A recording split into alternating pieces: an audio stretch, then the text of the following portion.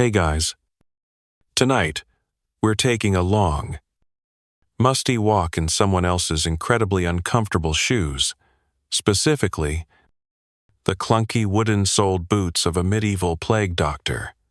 You know the ones: black robes, wide-brimmed hat, and that unforgettable beak mask that makes you look like a haunted stork with unresolved trauma.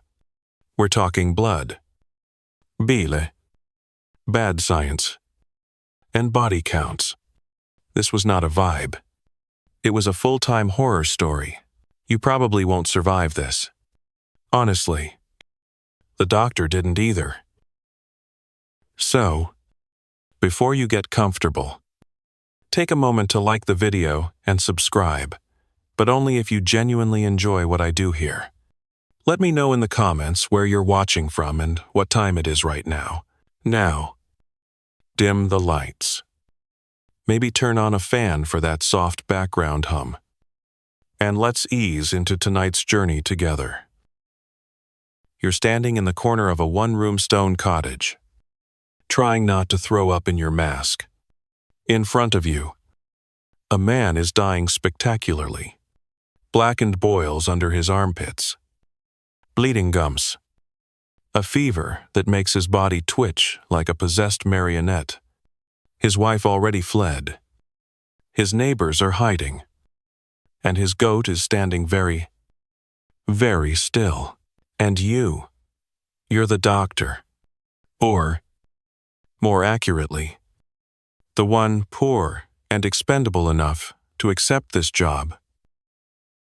You're dressed in the standard uniform, a long black waxed robe, gloves made of thin leather, and that iconic beak-shaped mask stuffed with herbs, crushed mint, or if you're feeling spicy, rose petals and camphor. The theory: the plague is caused by bad air, or miasma, and these sweet scents will filter out the rot. They don't. The smell still punches through like a drunk ghost made of wet rags and sewer broth.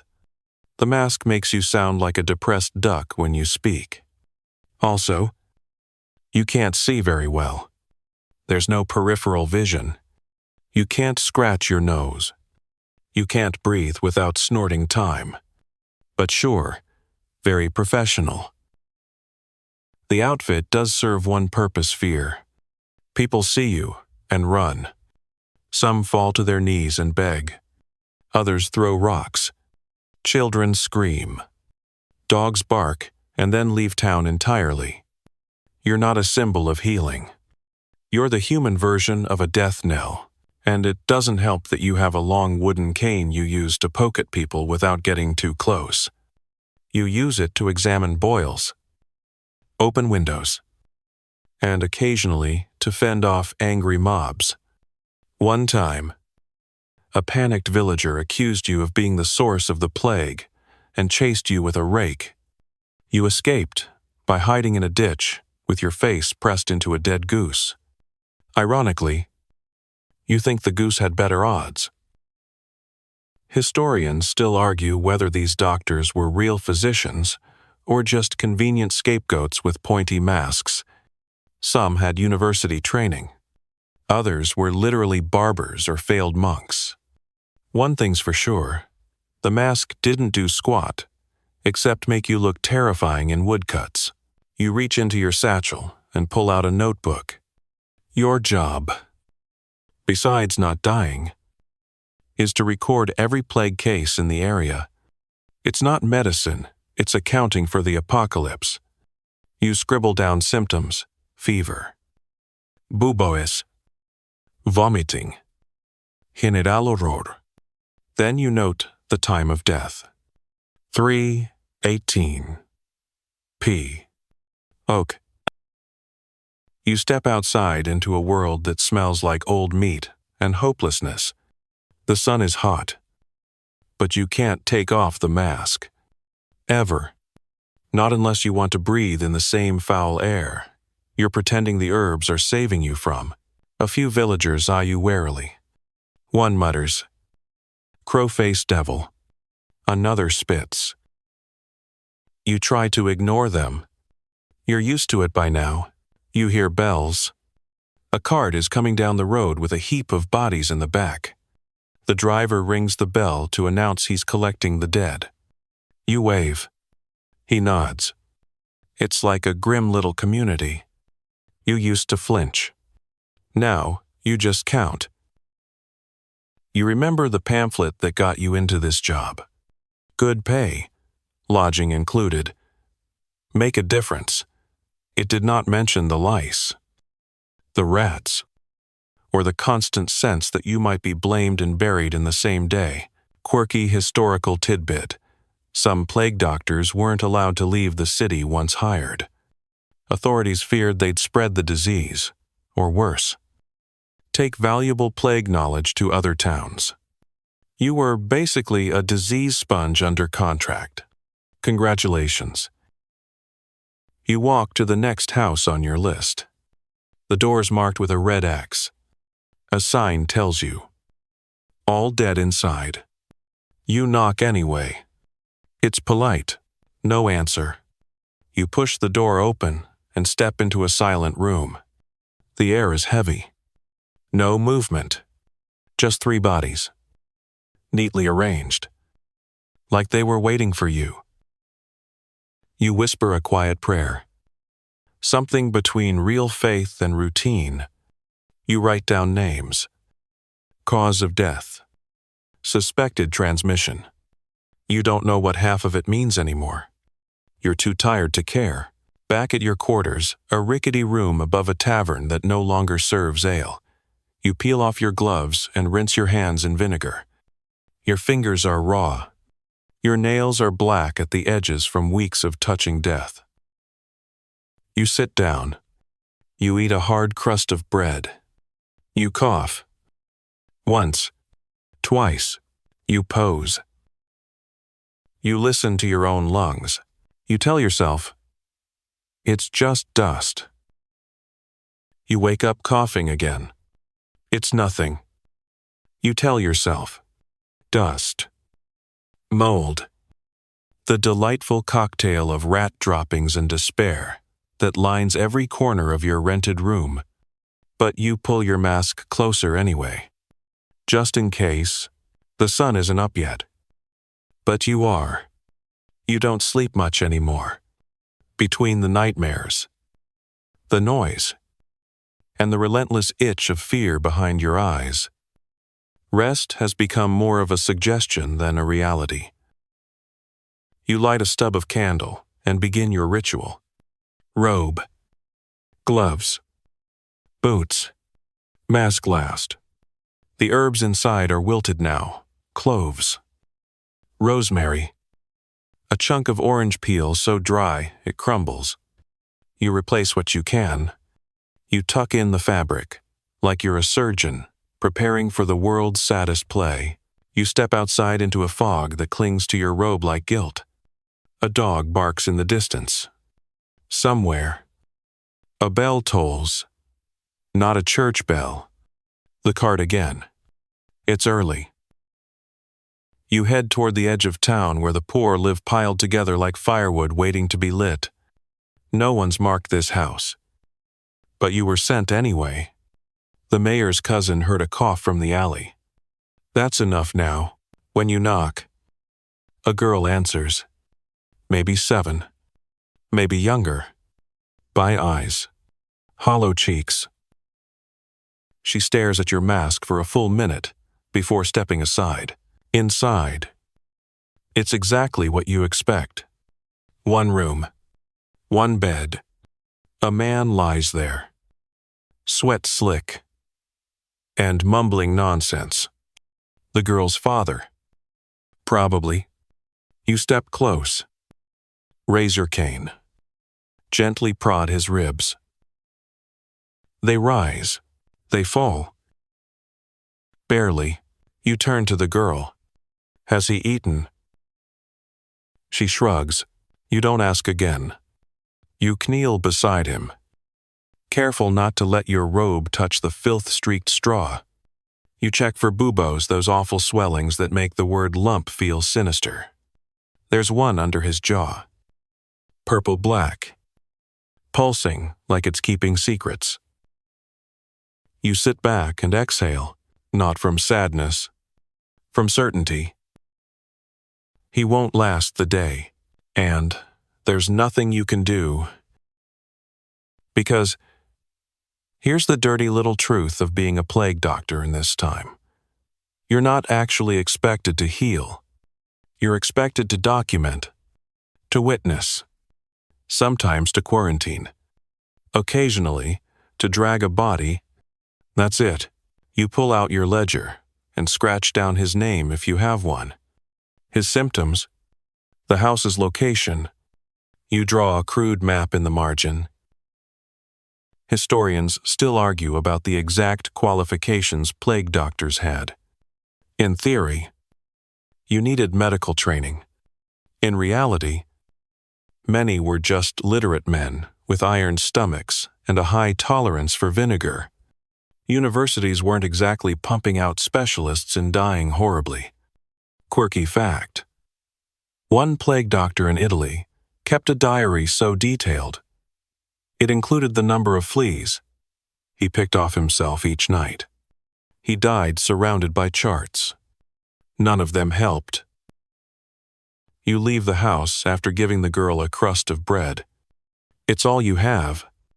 You wish you had medicine, or clean water, or a lie that would matter.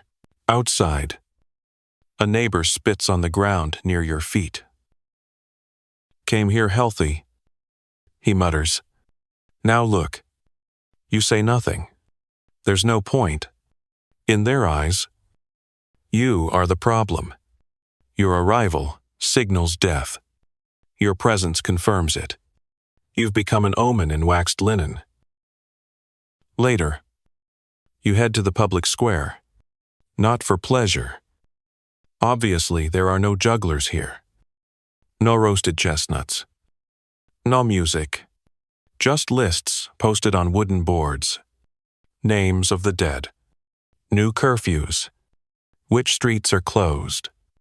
Which wells are dry. Sometimes you read your own handwriting. A man approaches you, clutching a letter. My wife, he says, voice shaking. She's pleased. You follow him through a labyrinth of alleys that stink of old stew and secrets. The house is cleaner than most. You almost believe, for one aching second, that maybe she's just sick, not plague sick. She's not. She's already gone, eyes open, mouth slack, body cooling. The man collapses to his knees. You pull out your cane and gently close her eyes. He begs you for something, anything. He wants to believe she's sleeping, that the fever broke, that the color will come back. You offer him a poultice, not because it will work, because he needs to do something. Because you need to believe you're not just a catalog of tragedy, back at your quarters. You scrub your hands with vinegar again. You change your mask stuffing mint and camphor this time. Doesn't help. Your fingertips are cracked. Your stomach is tight. You think about the ledger? About how many names you've written. How many pages are left. You think about leaving. About disappearing into the woods and letting the ledger rot in a stream.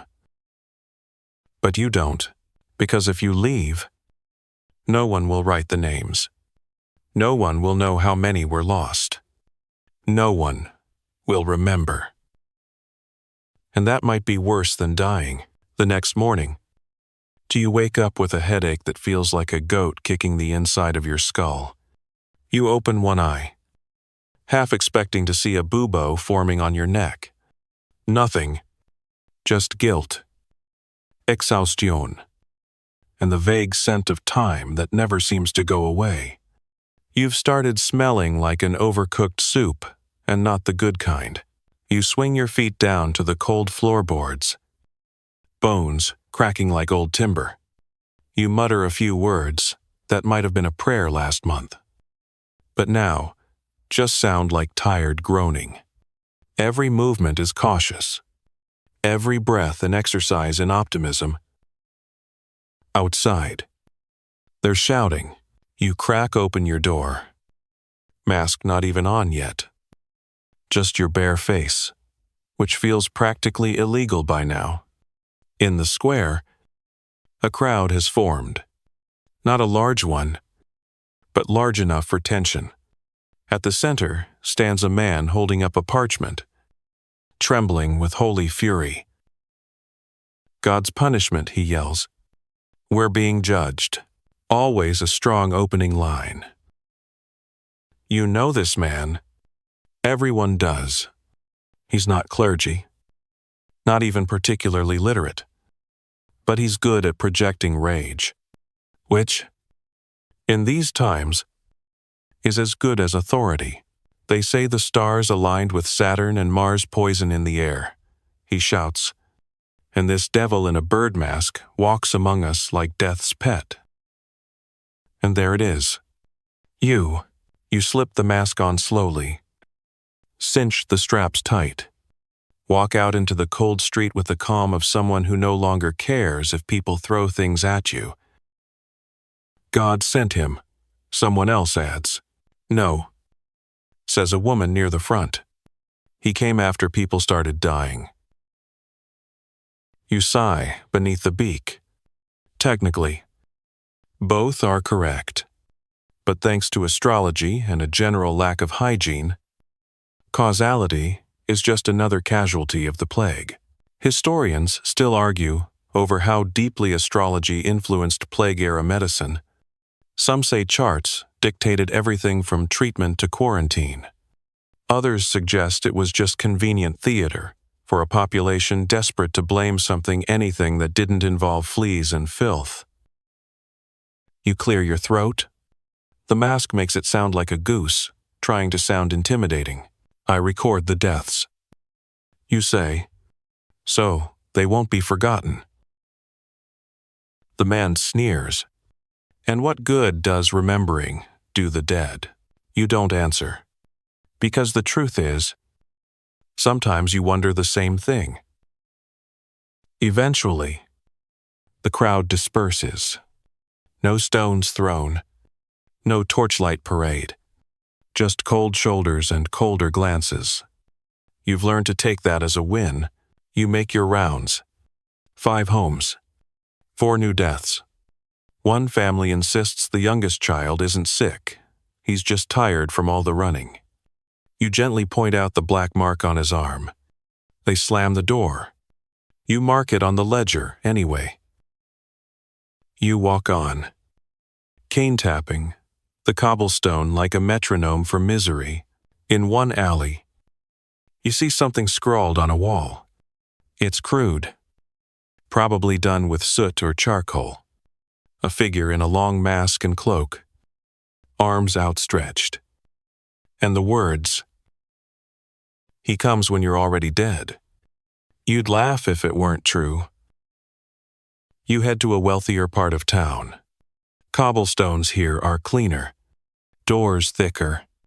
People richer but not healthier. In one manner, a merchant's wife lies on silk sheets that can't keep her body from breaking. Her face is flushed. Her breath rattles. You go through the motions. Feel for heat. Listen for pulse. Apply a cloth soaked in vinegar to her brow. Her husband stands nearby. Fists clenched. You can save her. He says. You look at him. Slowly. No. You reply. His lips twitch. Then what use are you? You hand him the ledger. He doesn't take it. You pack your things. You leave. Quirky bit of historical misery during certain outbreaks. Some plague doctors were required to carry a certificate of immunity signed by city officials. These didn't mean you were safe, just that you were allowed to be unsafe professionally. Imagine needing permission to keep risking your life. With a parchment that basically says, "Yes, I know what I'm doing, I don't. As you walk back to your room that night, you see a boy you recognize young, maybe 10, with sharp eyes and a slingshot. He's been watching you for days. He steps out of the shadows. "You ever save anybody?" he asks. You pose. You want to lie. You want to say something comforting. Something that sounds like hope. Instead, you say, "Sometimes I delay the dying." He nods like he understands more than he should. "Do you think you'll die?" he asks. "Yes." You answer, "But probably not today." And then you both stand there, under a sky smeared with stars that supposedly caused this entire mess, breathing the same air you once thought you could clean with cloves and roses. When you finally return to your room, you wash your hands again, not because it helps, but because it's a small thing you can still control. You sit at your table and flip through the ledger. The pages are stained, some with ink, some with other things you'd rather not name. You write 4 more names. Then you stare at the space beneath the last one, blank, waiting, and for a heartbeat, you wonder how much longer it'll be before your name goes there. 2. You stop checking the calendar, not because the days don't matter, but because they've blurred into one unwashed, unquiet stretch of aching hours. Time now is measured in coughs per minute, door markings per street, and how many corpses it takes to fill the town square's old well before someone complains. Today begins like the others with a knock. Not on your door, but in your head, a pounding sort of knock that comes from lack of sleep, vinegar fumes, and the low-grade existential crisis that accompanies watching most of your patients die before you can even remember their names. Still, you rise. The robe slides over your shoulders like grief. The mask, slightly cracked now, on the beak, goes on. You don't bother replacing the herbs this time. What's the point? The mask's real function is symbolic. Like a scarecrow, mostly decorative, slightly disturbing, and entirely ineffective. You step into the street and nearly trip over a sack of onions. It's a gift. Apparently, someone still believes onions can ward off disease if placed near the sick. You gently nudge the bag aside with your cane and mutter something that might be "thank you" or might be a medieval curse hard to say through a beak. Today's task, the prison. You'd almost forgotten the jail had inmates. Turns out, disease doesn't discriminate between the pious and the petty thief. Word is a guard keeled over mid-snack. And now everyone inside's coughing and praying and probably dying. You reach the gates. They open slow, reluctant, like the iron itself is sick. Inside smells like wet stone and regret. The jailer greets you from behind a thick cloth wrapped around his face, but still keeps a full 6 paces between you. "We locked him in," he says. "Didn't know what else to do." You nod. That's standard practice now. Contain first. Care later if ever. You descend the stairs. The cells are cramped. Shadows pressed tight against every wall. The men inside stare at you like you're a vulture made flesh. One reaches through the bars. "Please," he says. "I didn't even do anything." You don't ask what he means. The justice system here moves faster than the rats, and with even less logic. You count 7 prisoners showing signs. High fever. Buboes. One has already stopped breathing. You pull your charcoal pencil from your satchel and mark an X on the cell wall beside him. The rest you note them. No supplies. No remedies. Just names and symptoms and the faint, absurd hope that maybe one of them will get lucky. You turn to leave, and one of them shouts after you, "Don't let me die here." You pose. It's not the pleading that stops you, it's the clarity in his voice. The way he says it, like a request to be seen. Not saved, just acknowledged. So you nod. Once, you can't promise more than that. Historians still argue whether plague-era prison outbreaks were ever contained. Some claim entire jails were emptied bodies, burned before they even hit the tally list. Others suggest local officials sometimes freed minor offenders out of desperation, hoping they'd run off and die elsewhere. There's no consensus, just fragments. Quirky note. In one 14th century French town, the executioner caught the plague. The town panicked, not over his death, but because no one wanted to take over the job, they offered the position to prisoners in exchange for a pardon. The first guy lasted 2 days.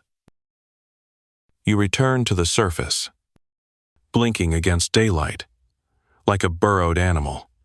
The air smells worse than before. Someone's burning rags soaked in vinegar. It's meant to be disinfectant. It's also eye-melting. You pass a boy drawing with a stick in the dirt. Simple shapes across. A house. A sad-looking sun. He sees your mask and freezes. You give him a small wave. He doesn't return it. Instead, he drops the stick and runs. Back at the town square, a man is reading names again. The bell rings every time he finishes one. It's the town's only form of ceremony now. You listen. One name sticks. Baker's son. You treated him 2 days ago. He'd smiled at you through cracked lips. Asked if he could eat again soon. You write his name in your ledger. Then you look up and realize the line of sick is growing. People queue now, as if illness is a bakery and you're handing out loaves of mercy. You try. You do what you can. You hand out vinegar cloths. You feel foreheads with gloved fingers. You mark symptoms in the margins of your ledger. You give a woman dried rosemary. Tell her to sleep near an open window. She nods, her eyes big for more. You don't have more. You never do. Later, you sit alone on the church steps. The priest left 3 weeks ago. Said he was going to pray for you in the hills. You suspect the hills are in another country. You remove your gloves. Your hands are thinner, paler. You study them like they belong to someone else. There's a faint red mark on your wrist. You stare at it too long. Just a scratch. Probably. Hopefully, you pull your gloves back on and pick up your pen. Tonight, you'll update the tally, because if no one else is watching this all happen, at least you are. Even if they hate you for it, especially if they do. There's something about the smell of vinegar and burning rosemary that you've stopped noticing. It's like your brain, out of mercy, just decided to label all unpleasant odors under plague ambiance and mute them to background noise. That's fine. It leaves more space to focus on the more pressing daily sensations, like the ache behind your eyes, the sweat pooling under your waxed robe, and the sound of people quietly dying behind closed doors. Today's assignment is a merchant's house fancier than most, with a door heavy enough to double as a barricade. You knock. A maid answers. She doesn't speak, just points up the stairs. Inside. Wealth hasn't kept death out. It's only made the rooms quieter. The merchant is upstairs in bed. Piles of velvet blankets can't hide the tremors under his skin. His face is red. His lips dry. and the telltale black swellings have bloomed under both arms like sick trophies. You do your routine. Ask the same questions. Check the same signs. Record the same grim outcome. His wife watches from the doorway, white-knuckled and wide-eyed, gripping a cross so tightly, it leaves an imprint in her palm. "Can you help him?" she whispers. You hesitate. Yes. You say, "I can ease it." It's not a lie. Exactly. You give her a vinegar-soaked cloth and show her how to cool his forehead. Then you give her a pouch of dried herbs, mostly lavender and mint, and say it will rebalance the humors. It won't. But she nods. Because people want hope more than truth. You scribble his name into the ledger and close the book before she can see it. You step outside and nearly trip over a new addition to your daily routine, a pile of toads. Yes. Twads. Apparently, someone has heard that toads can draw out plague if placed on the body. Preferably alive. Occasionally dead. Sometimes crushed into a paste. Quirky historical tidbit. One popular medieval remedy for plague was to strap live toads to a swelling boil and wait for the toad to either explode or crawl away. If it died, that meant it absorbed the poison. If it lived, well, try another toad. You leave the toads alone. You have enough on your hands without adding amphibian hospice care. You walk past a public square where someone's selling blessed vinegar from a bucket. The vendor sees you and waves a ladle in the air like a sword. You don't stop. If you critiqued every false remedy, you'd never get anything else done. Plus, it's mildly entertaining to see who thinks moldy wine can save them. At the edge of town, you visit a makeshift quarantine hut. It used to be a grain barn. Now it's stuffed with 6 families and a goat. The families are quiet, not because they're resigned, but because they're exhausted. You check a child with a low fever. You poke a boil on a man's shoulder. You tap gently on the goat's head, no reason. Really. Just for balance. One woman clutches your hand as you leave. "You don't look sick," she says. You smile under the mask. Give it time. Historians still debate whether plague doctors actually believed in what they did or were just going through the motions.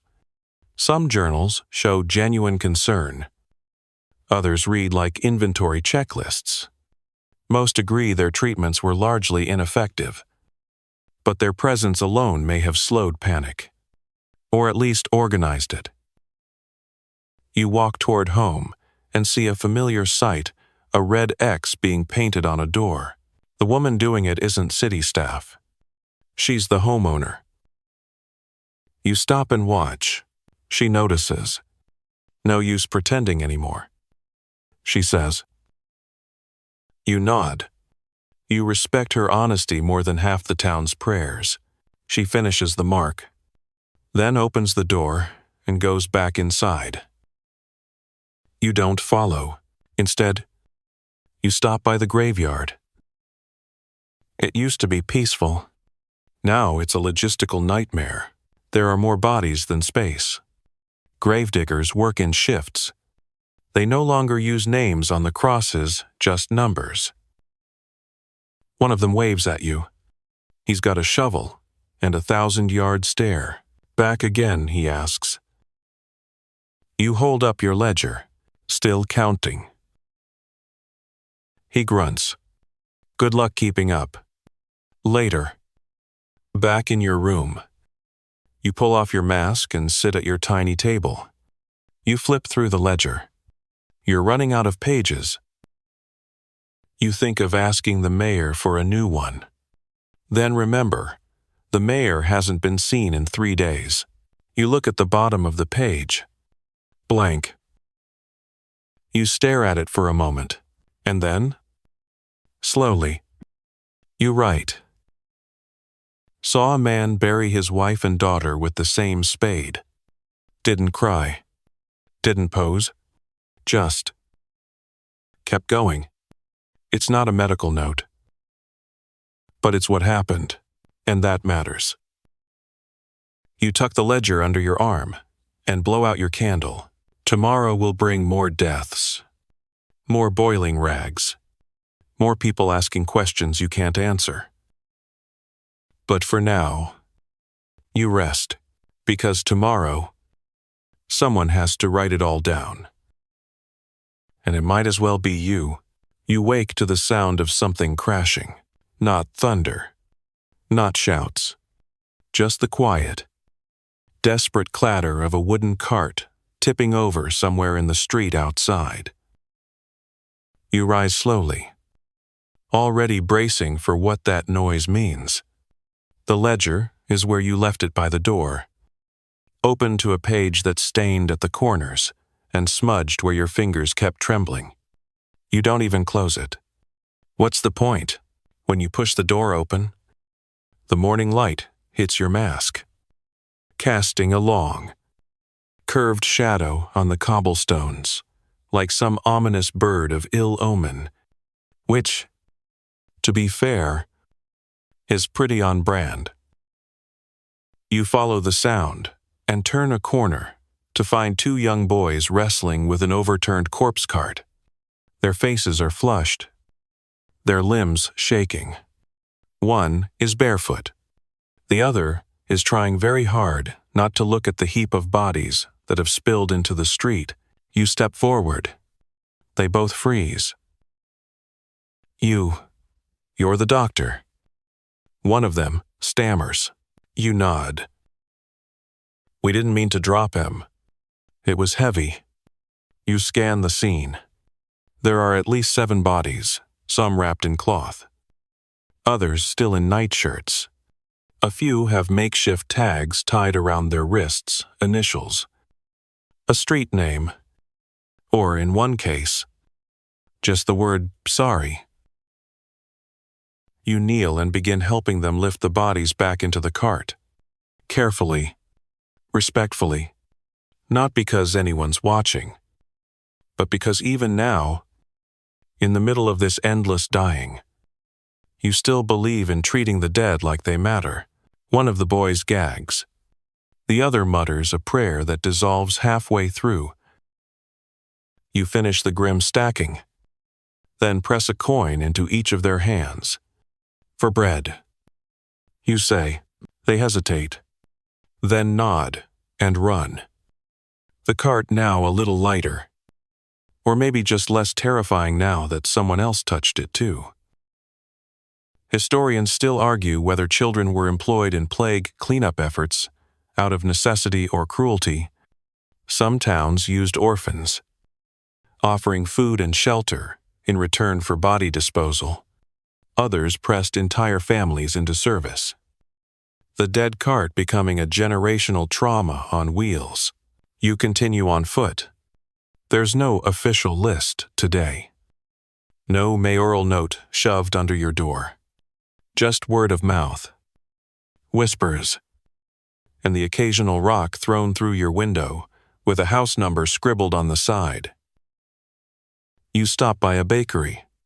Not for bread, there is none, but because the baker's wife was seen yesterday, sitting on the roof, singing to no one. You climb the stairs. The bakery smells like dust and sadness. The ovens are cold. She's inside, not on the roof, on the floor. Actually, curled up next to a pile of scorched loaves. She's alive, but barely. Her cheeks are flushed, her eyes glassy. The song has stopped. You kneel, offer her water. She drinks, then whispers. It was in the flour. You don't know what she means. Maybe it's the fever talking. Maybe she's right. You help her to the bed, such as it is a blanket on planks. Then you leave, scribbling her name in the margin of your book. followed by a question mark.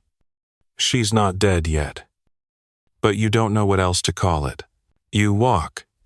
You knock. You check pulses and pupils and bloated glands. You pour vinaigre on cloths. You say, "It might pass," and let the air in. And sleep if you can. You say it over and over, like a charm, or a confession. Midday. A town guard finds you. He's sweating and wild-eyed, tugging at his collar like it's strangling him. They've locked the temple. He says, "Who?" "The priests. All of them. Bolted the doors from the inside. Said the plague's outside, and God's not taking visitors." You stare at him. He keeps talking. There are sick people gathering at the gates. They think it's the only safe place left. You make your way to the temple. The crowd is real. Dozens of coughing. Trembling souls pressed against thick oak doors. Sobbing. Begging. Scratching at the wood like it might open through sheer desperation. You approach. Your mask parting the crowd like a ship through a sea of grief. You knock once. Then twice. Nothing. You tilt your head to listen, from inside. Chanting. Muted. Steady. Ignoring the outside world entirely, you don't try again. You turn and face the crowd. There's no help inside. You say, they look at you like you've kicked over their last candle. One man says, "Then what now?" You don't answer, because you have no idea. Quirky fact. Some plague-era cities built plague chapels on the outskirts of town, tiny shrines, where the sick could die near holy ground without entering population centers. Others simply sent clerics into the streets with long poles to bless from a distance. Heavenly access. Now with a 6-foot radius, you return home late. Limbs dragging. Your robe smells like everything terrible. You strip it off and hang it by the window. Hoping wind will cleanse what water can't, you light a single candle. You stare at your reflection in a basin of cloudy water. Your eyes look sunken. Your face pale. You half expect to see a bubo blooming along your jawline, but it's just a shadow. You think of the bakery, the cart, the silence behind the church door. You pick up your pen. In the ledger, you write, "They stopped praying today." Not because they lost faith, because they lost the strength. Then you sit there and let the candle burn all the way down. It rains through the night. Not the kind of rain that washes anything clean, just a thin, relentless drizzle that makes the air taste like copper and old nails. When you wake, your robe is still damp. Your boots stink of mold, and the walls of your room are sweating right alongside you. You pull on your mask, cracked beak and all. You consider patching it with wax. But what's the point? If you're going to die, it likely won't be from poor craftsmanship. Still, you press a fresh wad of lavender into the nose and pretend it helps. Today's first stop is the apothecary. Well, what used to be the apothecary, now it's just a sagging shop front with a broken sign and a smell that makes you reconsider breathing altogether. The apothecary himself is dead. Has been for 2 days. According to the boy sweeping out front. But people are still queuing, hoping there's something left on the shelves. They hand over coins for bags of dried herbs and bark that haven't worked yet and won't start today. Inside, it's chaos. You step over overturned jars, spilled powders, and something you're choosing to believe is not dried blood. The back room is worse flies, a few open drawers, and the unmistakable scent of rotten lemon balm. You find what you can, a few cloth bundles labeled plague mix, one bottle of turbid oil, and a sack of something labeled rat bane. You take the lot, not for yourself, for others, just to give people the illusion of doing something. Historians still argue whether plague doctors genuinely thought they could treat the sick or if they were just glorified bookkeepers in costume. Some documents show extensive recipes for remedies: rose vinegar, powdered emerald, arsenic lozenges. Others suggest they mostly handed out boiled water and wishes.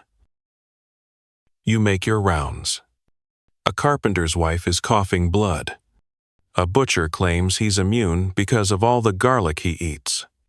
A child, barely old enough to walk, wanders the street, crying for a mother you find, hours later, dead behind a closed door.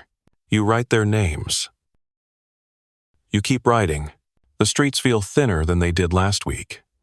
Les noirs, fewer faces, more boarded-up windows and red crosses on the doors. You pass a house where singing used to echo daily, one of the few bright spots on your route. Today, it's quiet. You pose, then knock. No answer. You push open the door and find 4 bodies wrapped in cloth on the floor. Someone had the grace to line them up. A chair sits in the corner, empty, but facing them, like someone had watched them die one by one and finally gave up. You sit there for a while. Just sit, because there's nothing to do. No one left to talk to. No one left to soothe. Eventually you stand, add them to the ledger, and leave. Outside, a boy offers you a handful of small red berries. They keep the sickness away. He insists. You thank him. Take one. Pretend to eat it. You leave the rest in your pocket. That afternoon, you stop by the town records office. What's left of it? Anyway, the clerk died last week, and now the ledgers are piled high like tombstones made of ink and mildew. You search for burial plots. You try to match the names in your ledger to official death counts. It doesn't work. Nothing matches. Some names are spelled wrong. Others are missing entirely. A few appear more than once. You sigh and add a note. Duplicates suspected. Counting the dead harder than expected. Quirky bit of medieval bureaucracy in some cities. Plague death tolls were intentionally underreported to avoid panic or preserve trade. Other towns inflated the numbers for divine pity and foreign aid. As a result, even century later, we're still guessing, and you're feeling that guesswork firsthand. You leave the office and bump into a gravedigger hauling lime by the barrel. New pit. He grunts. Other one filled up. You offer to help. He looks surprised, then shrugs. The new pit is by the old mill, deep enough for 24. Maybe more. You help lower 3 wrapped bodies into it. One of them has a braid poking from under the sheet. A child's drawing is pinned to the cloth. You don't look at it. You just write 3. Unknown. And keep going. As the sky turns gray, you head to the convent. The nuns, still cloistered, send messages through a tiny slot in the door. One today says, Sister Agatha has fallen ill. They ask for herbs, vinegar, and prayer. You give them all 3. Even if the last one is said under your breath and aimed more at the ceiling than the heavens, Back in your room. You count the days since your first patient. 32. 32 days of masks, death cards, vinegar, and slowly vanishing hope. You light a candle and stare at the wall. There are scratches there, tiny marks you've been making each night. A childish habit, 1 line per day. You add the 32nd. Then, you listen. No music, no cards, no voices, just the wind, and the drip of water from the ceiling beam into your wash basin. You take off the mask. Your face is pale. Drown. Your eyes look older than they should. But you're still here, still writing, still watching, and in this town of whispers and silence and unspoken goodbyes, that's become its own kind of mercy. You're not sure what wakes you. Maybe the faint tolling of the death bell. Maybe the rats having a midnight conference under your floorboards. Or maybe just the creeping dread that's taken up permanent residence in your chest. Either way, you're up before dawn, face lit by candlelight, and the ever-growing pile of ledgers stacked like miniature coffins beside your cot. You've started sleeping in the mask. It's easier that way. Less time to think in the mornings. Less time to see your own face in a cracked shard of mirror and wonder if it still looks human. Outside, the streets are quieter than yesterday. Not peaceful, just reduced. You walk past shuttered homes, doors bearing red marks like a bruised apology. The usual morning activities: chickens, merchants, laughter, even shouting, have been replaced by the simple scrape of someone dragging something heavy across cobblestones. You follow the sound. It leads you to a man hauling a body in a wheelbarrow, covered in a wool blanket, slumped like a forgotten bundle. "She was my sister," he says when he notices you. "Didn't want to wait for the cart." You nod. He's doing the right thing, the respectful thing, but he looks at you like you're a judge, and he's hoping for mercy. Where, you ask? He points toward the eastern end of the cemetery, where the newer graves haven't been dug yet. You walk with him, neither of you saying much. The body shifts slightly with each wheel turn, a slow rhythm of finality. When you reach the edge of the field, he kneels, starts digging. You don't stop him. You just open your book. Name, age, if known, street, symptoms, burial location. You offer him your spade when his hands start bleeding. He doesn't take it. Historians still debate how many people buried their own dead versus relying on state or church-led teams. In rural villages, family burials remained the norm. In cities, overburdened graveyards collapsed into chaos, with mass pits and lime dumps swallowing identities whole. You leave him there and walk on. Next, stop the dye maker's shop. You received word that someone inside was swelling and steaming, which is never a good combination. The door is slightly ajar. You push it open and step into a cloud of color-dried powders, stained fabrics, pigments clinging to every surface. It's beautiful in the most tragic way. A room meant to make things vibrant, now choked with silence. You find the dye maker behind the counter, still breathing, but barely. His skin is tinted violet, either from the plague or the indigo dust he's lived in for years. Beside him sits a jar of beetles, crushed, cochineal, used for red dye. You almost laugh, even dying. The man still kept his craft. You kneel, He whispers something. You lean close. Don't let them dye me blue. He says. You nod. He won't. You note his condition. Offer him a cloth soaked in watered wine. He nods once. Eyes closed. Maybe asleep. Maybe not. You leave him there, surrounded by beauty that no longer needs a witness. As you pass a butcher's stall, a group of townsfolk are gathered around a barrel.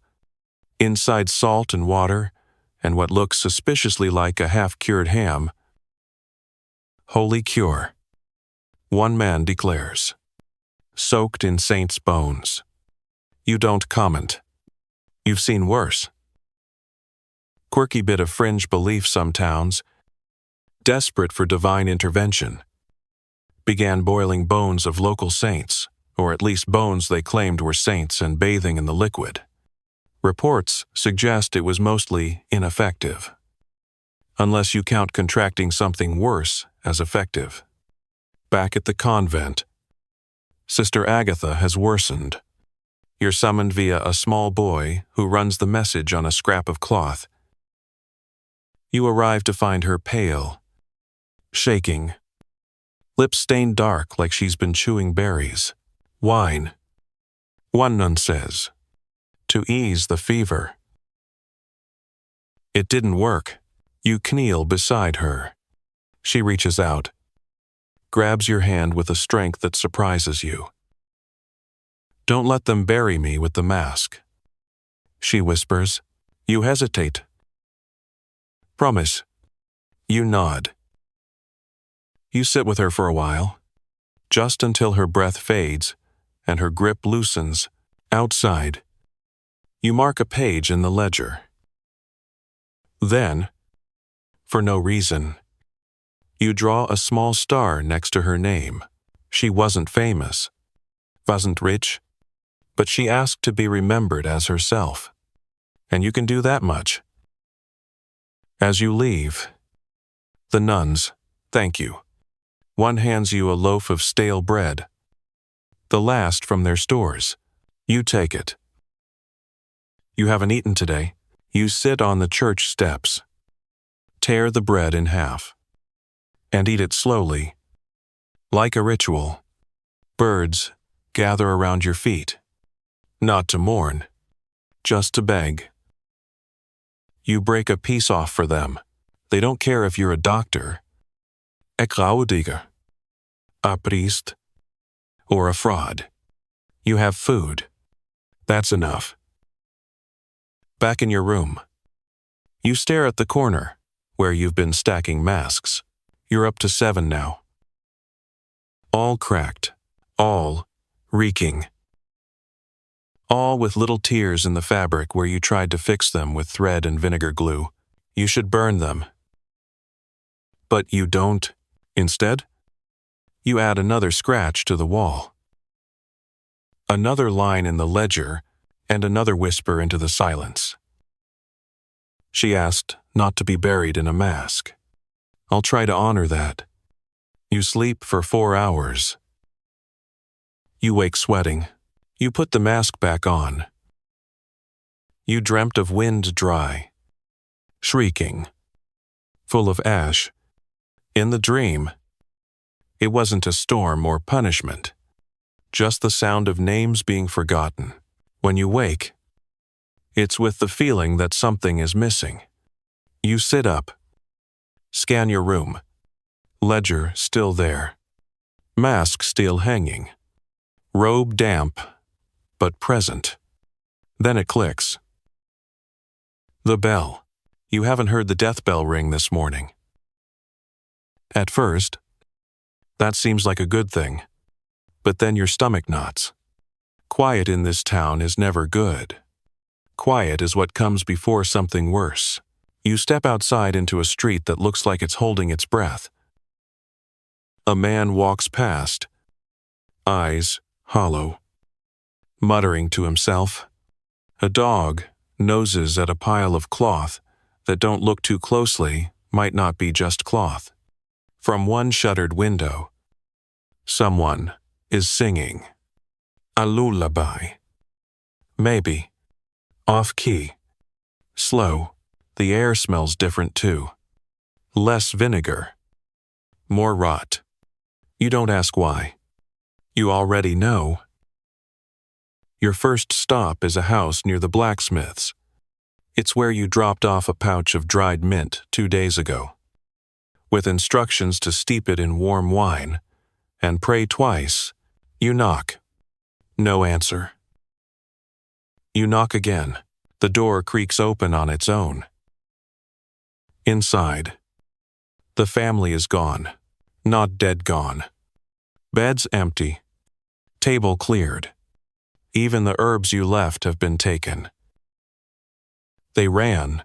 You step back outside, close the door behind you, and mark them as fled in your ledger. You've started using that word more and more. Historians still argue about how often people fled plague towns, and whether it helped or spread the disease further. Some records show entire villages emptied overnight. Others suggest fleeing was often too late. People carried the sickness with them, unknowingly turning new towns into graveyards. As you walk on, you see someone dragging a rug into the river. He's wearing gloves, boots, and a wild-eyed look that suggests he hasn't slept in days. You pose. Did someone die on that, you ask? He nods. 2. And the rug? Couldn't burn it. Thought I'd drown it. You say nothing. He nods, as if expecting judgment, and rolls it into the water. It floats for a moment, then sinks slowly, like it's still breathing. Further on, a woman stands in front of a locked chapel, arguing with herself. No, he's not in there, she mutters. He's outside. He's waiting, but the door was open yesterday. You gently steer her away. She doesn't resist, just keeps whispering about a man with silver eyes. Grief has cracked the town like old plaster. You're halfway to the tannery when you hear a scream. You run. Well, not run. More of a stiff, wheezing hobble that rattles in your mask and sends your knees begging for mercy. You reach the source, a narrow alley. A man has collapsed, convulsing, lips foaming slightly, arms twitching. You drop to your knees beside him. Fever, Zeitzure, possibly poisoning, possibly plague, possibly both. He smells of bad pork and fear. You do what you can. Cool his head. Turn him to the side so he doesn't choke. Murmur something like comfort. Then, with a final gasp, he stills. You look around. No one is watching. So you close his eyes and whisper, "You were seen." That's all anyone really wants. In the end, quirky side note, some medieval physicians believed that seizures were caused by demons fleeing the body. So if someone convulsed and then died, they considered that a kind of success. He died, but he died de-demoned. Not super comforting. You mark the man in your book. No name, just alley, male, Zeitzure, alone. At the tannery, the stench is unbearable. It was always bad tanning, involves lime, urine, and enough decay to start a separate plague, but now it's worse. Because now, it's mixed with the unmistakable reek of death. You find the tanner slumped over a vat, arms floating in something that might have once been leather solution. You don't touch him. He's beyond help. But you check his pockets. A letter, half crumpled, a dried flower, and a single, perfect white feather. You take the feather, not because it means anything, just because. You stop at the riverbank and sit on a stone that's probably a centuries-old piece of some crumbled building. You take off your mask, not fully, just enough to breathe, without the reek of cloves and sorrow. The river is full of things people shouldn't throw in rivers: rugs, clothes, dead cats, and sometimes memories. You drop the feather in. It drifts for a long time. You walk home slowly, in your room. You don't light a candle. You don't write in the ledger. You just sit. And for the first time in weeks, you listen to nothing. No bells. No screams. No footsteps outside your window. Just the soft hum of wind against the eaves, and the faint, almost imperceptible sound of your own breathing. Still here. Still breathing. Still watching. You don't bother checking the sky today. You already know what kind of day it will be. The kind where the air feels thick with old breath. The kind where you step into the street, and it already smells like candle wax, vinegar, and quiet despair. Your robe feels heavier than usual. Not with weight, but with memory. The ledger under your arm is starting to curl at the edges. Ink bleeding, where your fingers have pressed too long. Too hard. First stop is the baker's alley, where half the street swore yesterday that they heard singing from a house boarded up for a week. You walk slowly, the soft scuff of your boots bouncing between buildings that used to bustle with bread carts and gossip. Now the shutters stay closed, even when it's hot. Even when the smell of rot is thick enough to chew. When you reach the house in question, the boards on the door look newer than the rest. Fresh nails. Hasty hammer marks. Someone wanted to keep something in, or keep someone out. You knock. Nothing. You press your ear to the door. Faint movement. Maybe footsteps. Maybe wind. You knock again. Louder this time. Then a voice. Faint, but sharp. Go away. You pose. Then say, I'm the doctor. A beat. Then, too late. You don't press further. Just mark a tiny red dot on the doorway with the chalk in your pocket. It's not official, but it's your system. Adult means someone's still alive inside. But barely. You'll return tomorrow, or maybe the day after, if there's still someone to return for.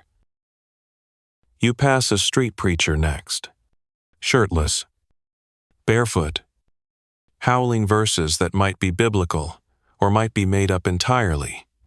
He's painted his chest with ashes and carries a wooden spoon like a scepter. The clean shall be punished, and the filth shall inherit the earth, he shouts. Honestly, not the worst interpretation of recent events. You nod as you pass. He bows theatrically in return. Historians still debate whether these plague preachers helped or harmed public morale.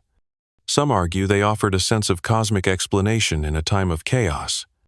Others believe they spread fear faster than the rats ever could. Either way, they were everywhere: corners, markets, alleys, ranting, praying, or sometimes just screaming at puddles. Next, you're called to a tailor's shop. One of the fancier ones that used to dress the bishop before the bishop stopped showing up anywhere. Inside, you find the tailor bent over a dress form, muttering measurements to himself. His wife is lying on the floor behind him, clearly gone for hours. Eyes open, mouth slack.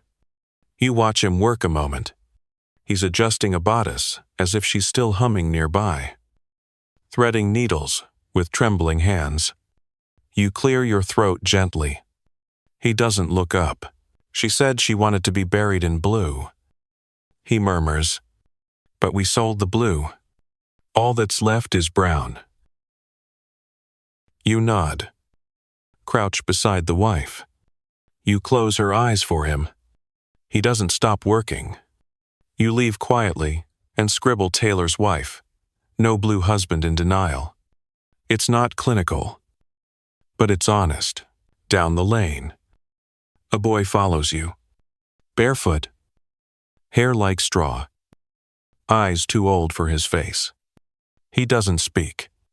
Just keeps pace. Hands stuffed in his pockets. After a few minutes, you turn and ask, "Something you need?" He shrugs. "Can I help?" You blink. "With what?" "You got dead people. I can carry." You should say no. You really should. But then, you remember yesterday's bodies. The man burying his sister. The weight of your own arms. By the end of a long day, you nod. You follow orders. He nods back, faster than a priest. Well, that's one way to recommend yourself.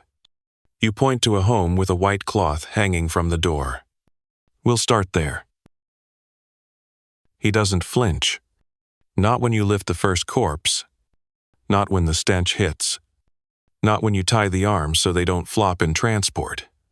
He just helps. Silent. Focused. Steady. You give him a scrap of bread and a brass token when you're done. That's enough for today. You say. He nods. See you tomorrow. And vanishes down the alley like smoke.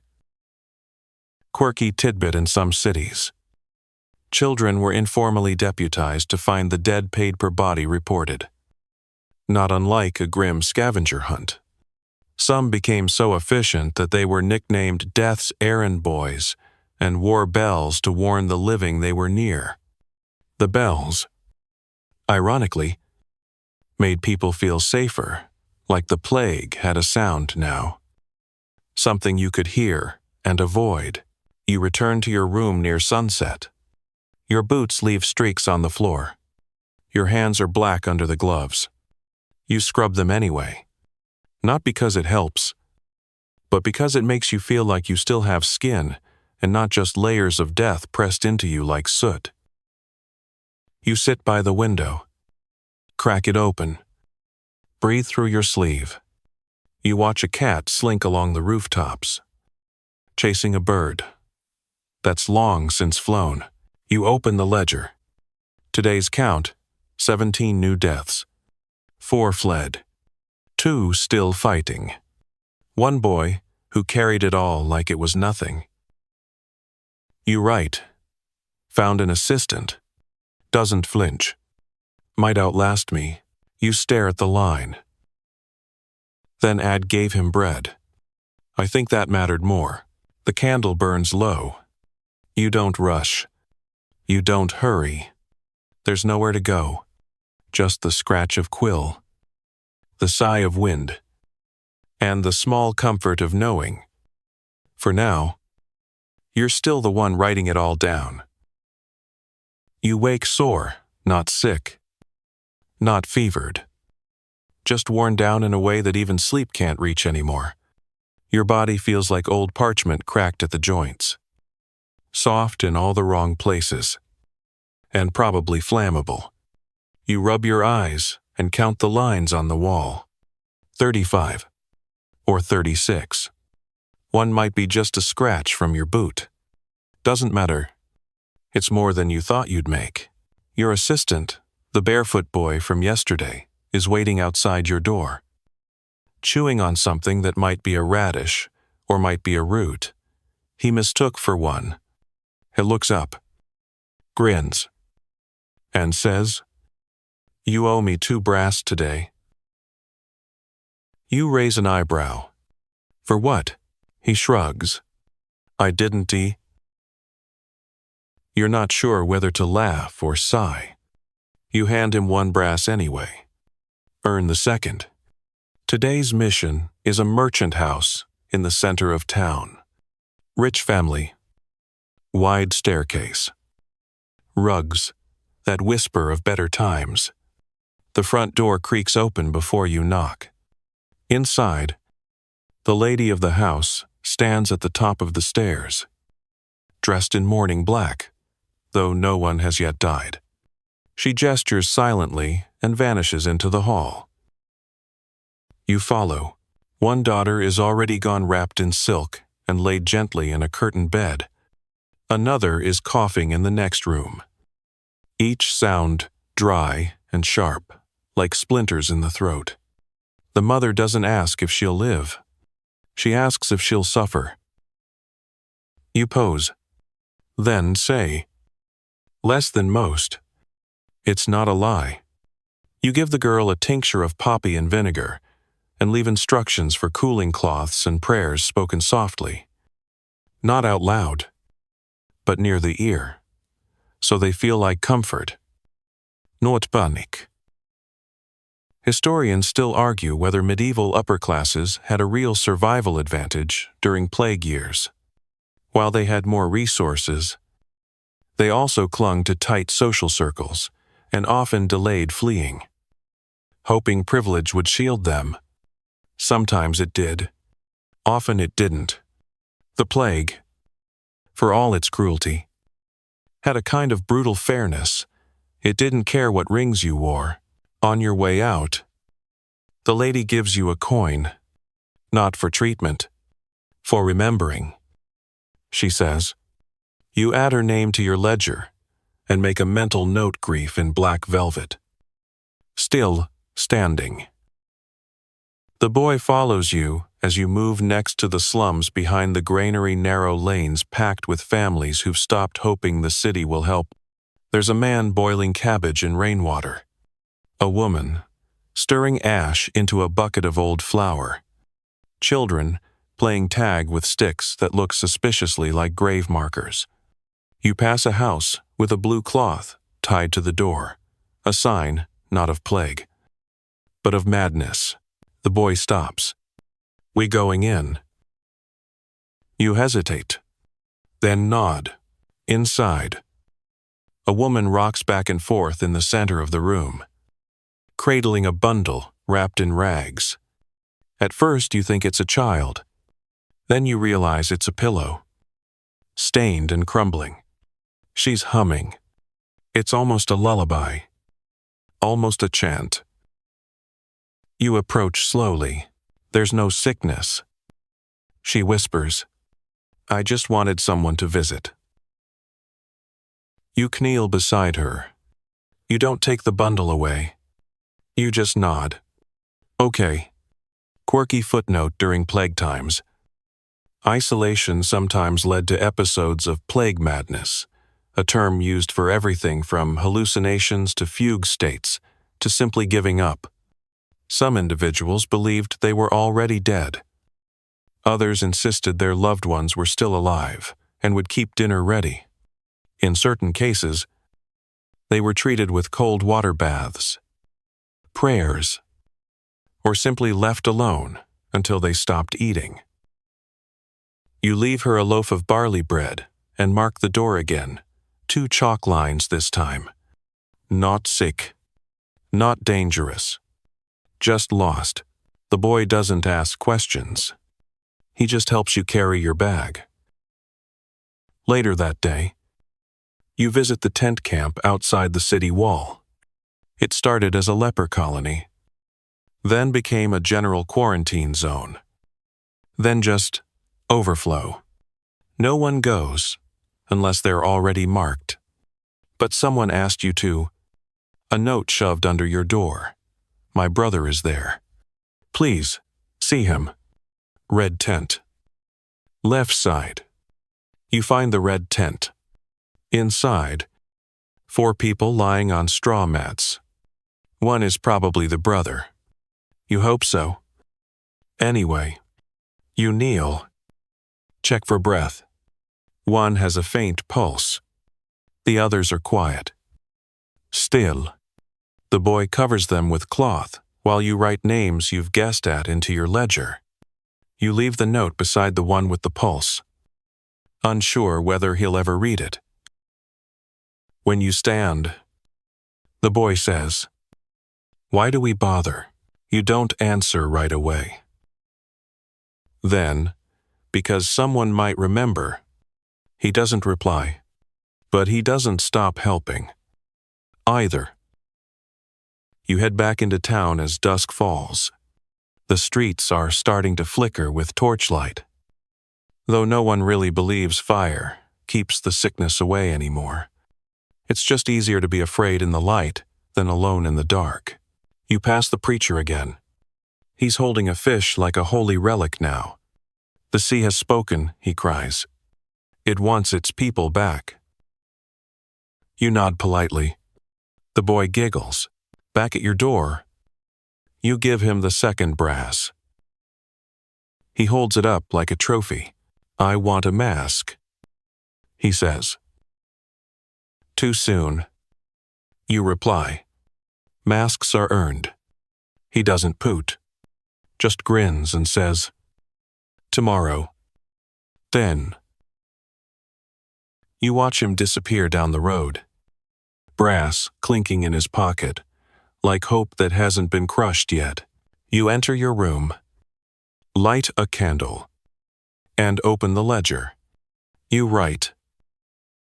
"She wasn't mad. She was waiting for a visitor. So I sat." Then another line. "He wants a mask. Maybe someday." You close the book, fold your robe carefully, and for the first time in weeks, you sit by the window, not to watch for death, but just to feel the breeze. It's cool tonight, almost kind. You breathe it in and think maybe not tomorrow, but maybe the day after that.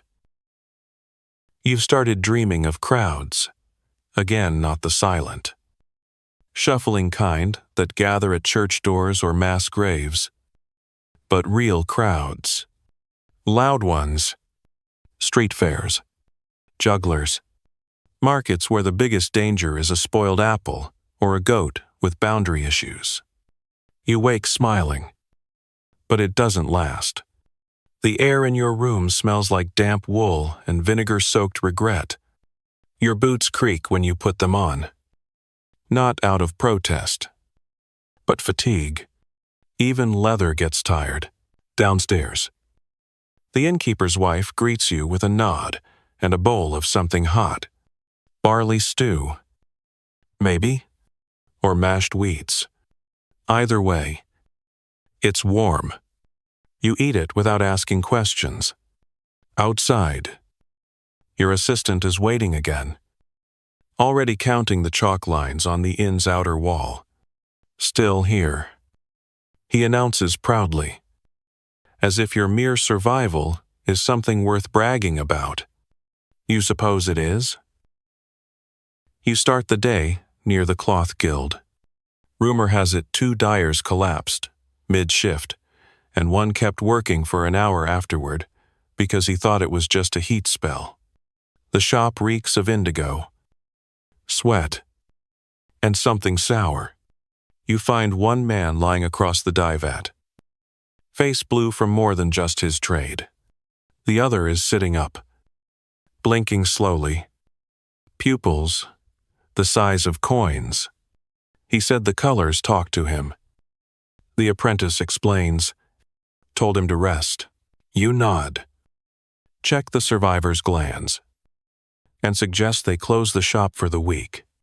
He agrees, then promptly vomits on your boots. Occupational hazard. Historians still argue whether medieval artisans were more exposed to plague due to the chemicals they used or less exposed because they worked near heat, steam, and strong-smelling herbs. Dyers and tanners, for instance, often believed their trade kept them safe. Whether that was superstition or incidental truth is still up for debate. You leave with a new stain on your hem and a reminder that blue dye has a real talent for getting everywhere, including under your fingernails and into your dreams. You and the boy stop briefly at the square, where a group has gathered around a cage containing a live chicken. The town clerk is yelling something about drawing out the humors and absorbing death. It's another ritual, one of dozens being floated around lately. This one involves whispering your name into the chicken's ear, then letting it run in a circle until it keels over. You watch one woman do it. The chicken bolts into the crowd, escapes, and is last seen heading toward the bakery. I think that means she's cured. The boy says. You almost choke on your laugh. Let's hope. You reply. Your next visit is to the candlemaker's home. You've avoided it, if you're honest, because you like the man. He used to slip you wax for your lantern when everyone else was hoarding it. You find him in bed, swaddled in blankets despite the heat, wax spilled on his fingers and throat, still trying to work. Maybe, still trying to be useful. His breathing is shallow. His wife clutches your sleeve before you leave. He wanted to make light. That was all.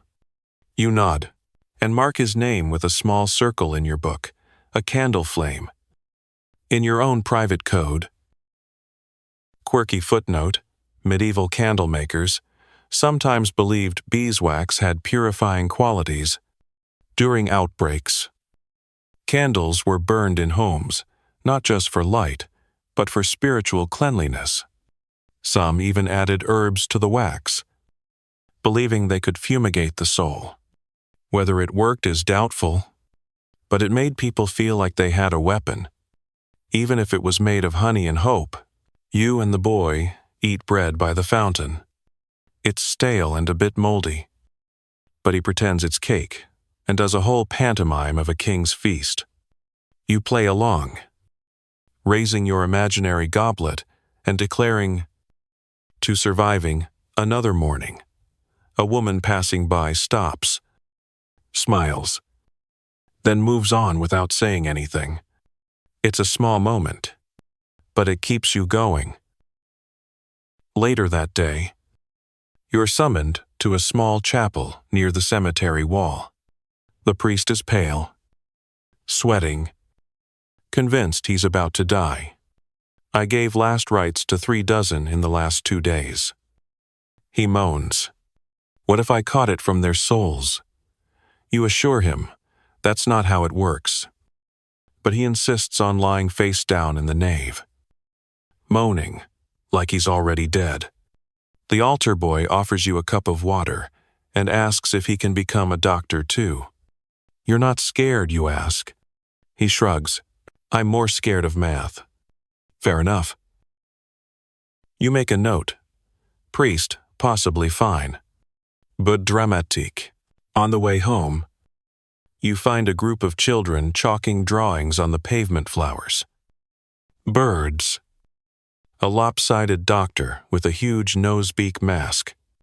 The boy joins them briefly, drawing a stick figure with a big smile and the word "not dead" under it. You pretend not to tear up. You sit on a stone bench while they draw. The sun is setting. The street glows gold for a few minutes before slipping back into gray. You watch, letting the warmth hit your mask like a reminder that the world still has days, not just darkness. Historians still argue whether communities during the plague clung to normalcy out of resilience or delusion. Street games, baking festivals, even puppet shows were documented in the worst years. Some say it was denial. Others say it was humanity, clawing back some sliver of control. Either way, those moments mattered. You and the boy walk back together. He talks about chickens and saints and why people cry in their sleep. You don't answer most of it. Just let him talk. When you reach the inn, he says, "Tomorrow, We visit the tower. Right, you'd forgotten. The old watchtower by the south wall. Rumor is someone's been living there, sending smoke signals and refusing to come down. You nod. Tomorrow. He grins, then bolts off down the alley. You enter your room. Tired, achy, but strangely lighter. You sit at your desk and write, "A boy drew a smiling doctor today. With arms. I forgot I still had those." You add another line on the wall, then one more joke to yourself. Still not dead. Almost dignified. You start the morning with a cough, not a dramatic, plaguey one. Just the dry sort that feels like your throat is a dusty chapel. No one's prayed in for months. You drink some boiled water. Chew a piece of licorice root. And convince yourself it's just the air. Or the dust. Or the fact that you've been breathing through the same old mask for weeks, and it now smells like disappointment and old cheese. Either way, you put the mask back on and step outside. The boy is late. You wait a full 10 minutes, watching the street stretch and yawn into morning. No sign of his straw-colored hair or his little brass token swinging from a string around his neck. You're about to go on without him when he rounds the corner, grinning wide and holding a rat. You blink. His name's Paracelsus. He announces, he's not for eating. You stare at the rat, who looks both proud and mildly offended. Why are you carrying a plague rat?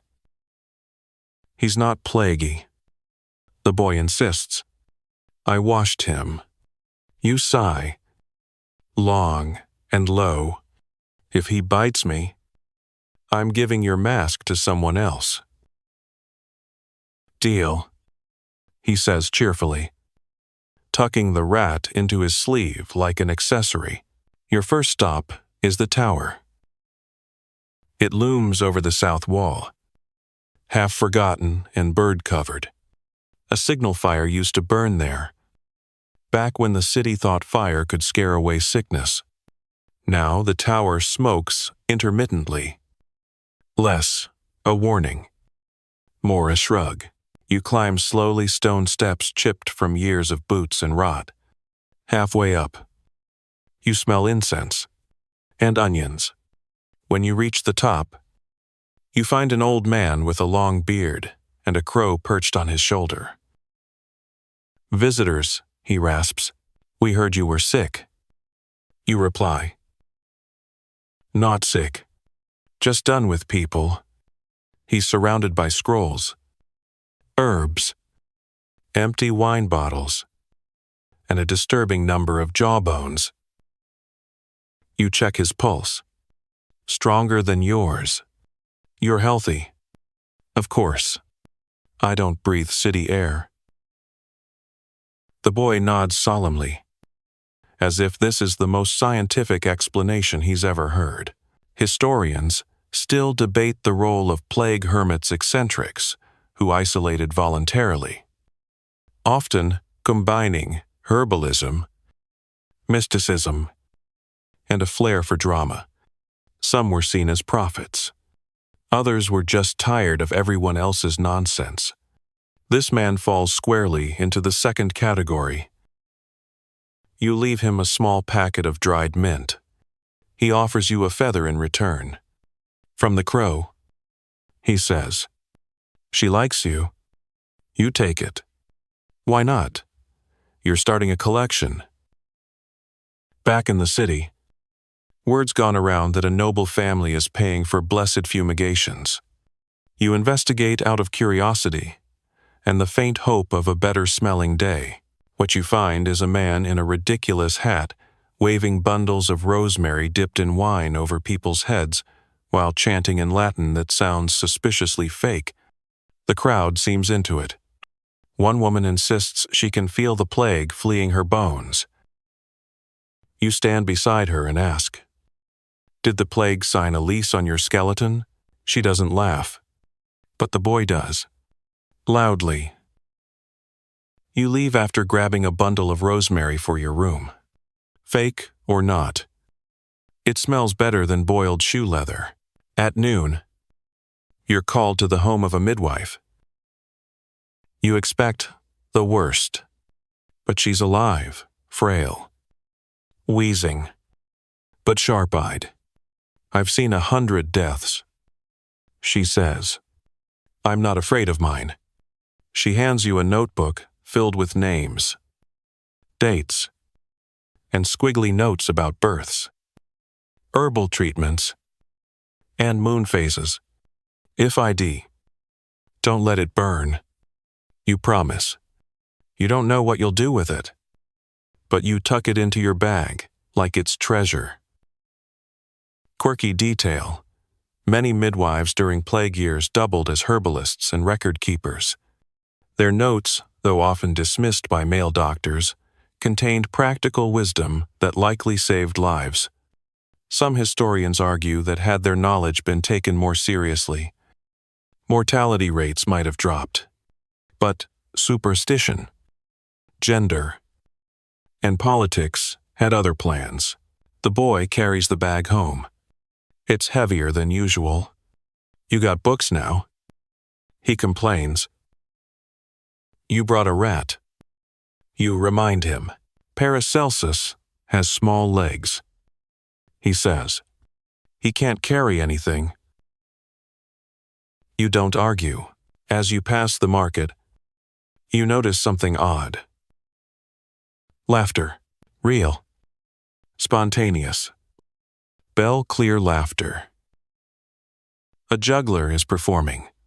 Terribly. Dropping apples. Tripping over his own feet. Pretending the ground is lava. A child shrieks with joy. A woman claps. Someone tosses him a coin. You stand and watch longer than you meant to. The boy says, Can I try? You raise an eyebrow. He grabs 3 pebbles and proceeds to juggle like someone throwing potatoes into the wind. The crowd cheers anyway. And just for a second, the street feels like a city again, not a graveyard with walls. Historians still argue whether these brief bursts of joy were acts of rebellion or survival. But no one denies they mattered. Even now, century later, records of songs, dances, jokes written in the margins of death ledgers remind us people didn't stop being people, even when everything else collapsed. Back in your room, you light the rosemary and let it smoke in the corner. It mixes with the candle wax, the dust, the faint scent of the boy's sweaty sleeve. And yes, rat, you open the ledger. Right. The juggler dropped every apple. We applauded anyway. Then below it, Paracelsus watched from a sleeve, seemed unimpressed. You smile. Then stop smiling, because your throat is sore again.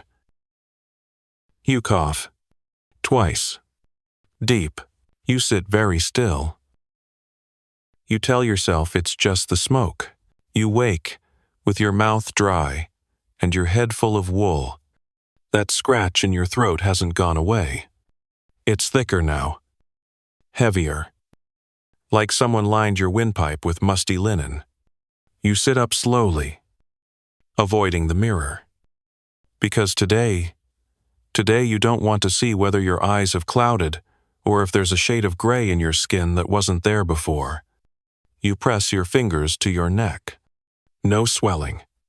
Not yet. You exhale. Cough once. And pretend it was nothing. The boy is waiting outside as usual. Barefoot. Clutching a roll of bread he clearly stole or charmed from someone generous. Paracelsus. The rat rides in his sleeve again. Twitching like he knows something's off. You pretend not to notice. First call of the day is the bell tower. The bell ringer hasn't chimed for 2 mornings. When you arrive, you find him collapsed beside the rope, face pale, hands blistered, alive, but barely. His daughter greets you with frantic eyes and a damp cloth. He didn't stop ringing when the deaths peaked. She says, didn't want people thinking God had stopped listening. You check his pulse, thready but present. You tell her to let him sleep. She thanks you, eyes brimming, and presses a piece of silver into your hand. You don't argue. Back outside, the boy points to the silent bell. Think the city notices. You shake your head, only when it rings again. You head east, to the docks. A merchant ship's crew arrived 2 days ago, and now 4 men are missing from their hammocks. The captain swears it's seasickness, or salted meat, or bad dreams. But when you step into the hold, the smell tells another story. 1 man is dead. The others are sweating through their sheets. Eyes bloodshot, breath rattling. You advise isolation and vinegar, though deep down you know it won't help. You leave behind a pouch of crushed fennel and instructions to burn the linens, assuming they'll listen. Historians still debate the role of maritime trade in the plague's rapid spread. Ships were floating petri dishes, carrying goods, people, rats, and fleas across continents. Some ports turned vessels away entirely, while others welcomed them out of desperation for supplies. In nearly every case, plague followed the salt. You and the boy walk back slowly. He hums something tuneless, but comforting in its own way. You're about to make a joke when a woman stumbles from a doorway and grabs your arm. They took my baby, she hisses. Said he was dead, but he wasn't cold. You follow her inside. A small, dark room, a cot, an empty cradle. A man sits in the corner, head in his hands. He doesn't look up. They came too soon. She repeats, I told them he was still warm. You check the sheets, still damp. The child is gone. The boy tugs your sleeve. What do we do? You look around, then answer, we listen. You sit. Let her speak. Let the man weep. Let the silence swell like a bruise. Quirky detail in some towns. Death collectors were paid by the body. Stories circulate of children or elderly being taken too early, mistaken for dead in fever sleep. It's impossible to know how often it truly happened. But the fear was real enough that some families tied bells to their loved ones' wrists just in case. Later, in the market, you see a woman selling dolls made of straw and garlic. She calls them plague wardens. Insists they keep death away if placed by the door. A crowd gathers. A few buy them. 1 man burns his on the spot, declaring the act offensive to reason and to God. The boy buys one with his last brass. For the rat, he says. You don't argue. By mid-afternoon, your fever begins. You feel it start behind your eyes. That heat, that's not from the sun. You sway on your feet once, but steady yourself before the boy notices. Or maybe he does, but pretends not to. Back in your room, you sip broth and reread old pages of your ledger. You come across an entry from your first week. The baker smiled when I said she might live. She died the next morning, but I think the smile mattered. You close the book and lean your head against the wall. Your hands are shaking. Your skin feels too tight. You don't tell the boy. Instead, you send him to check the North Quarter alone. Just a few houses. You say, "Bring back names." He nods and runs off. Proud to be trusted. Paracelsus bounces in his sleeve.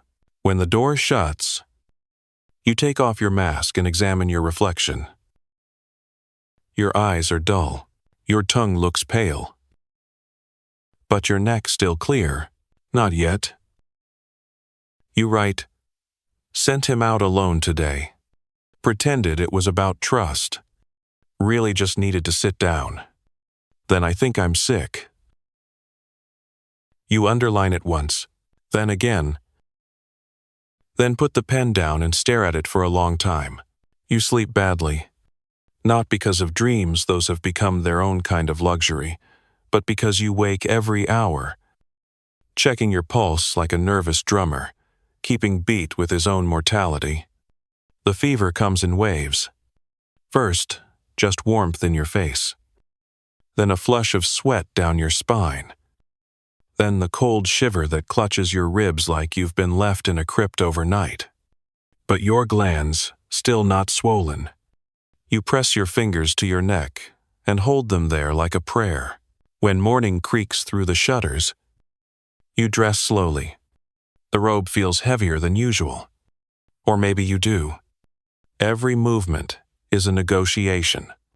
You tie the mask gently today, not tugging like you usually do. It feels like it might be your last time wearing it, and you don't want to waste the ritual on haste. The boy returns before breakfast. His face is dirty. One sleeve ripped. But he's grinning like a fool. 3 houses. He says proudly. 1 empty. 2 full of coughing people. I made marks. No one threw rocks at me. You nod, trying to smile. That's the dream. He flops down on the bench beside you and pulls out a folded note. "One woman gave me this. Said, 'It's for the doctor.' Has flowers drawn on it." You open the paper carefully. Inside a crude sketch of a beaked mask with a crown above it and the words, "Thank you for not running away." You stare at it longer than you need to. Your first stop is the gravedigger's field.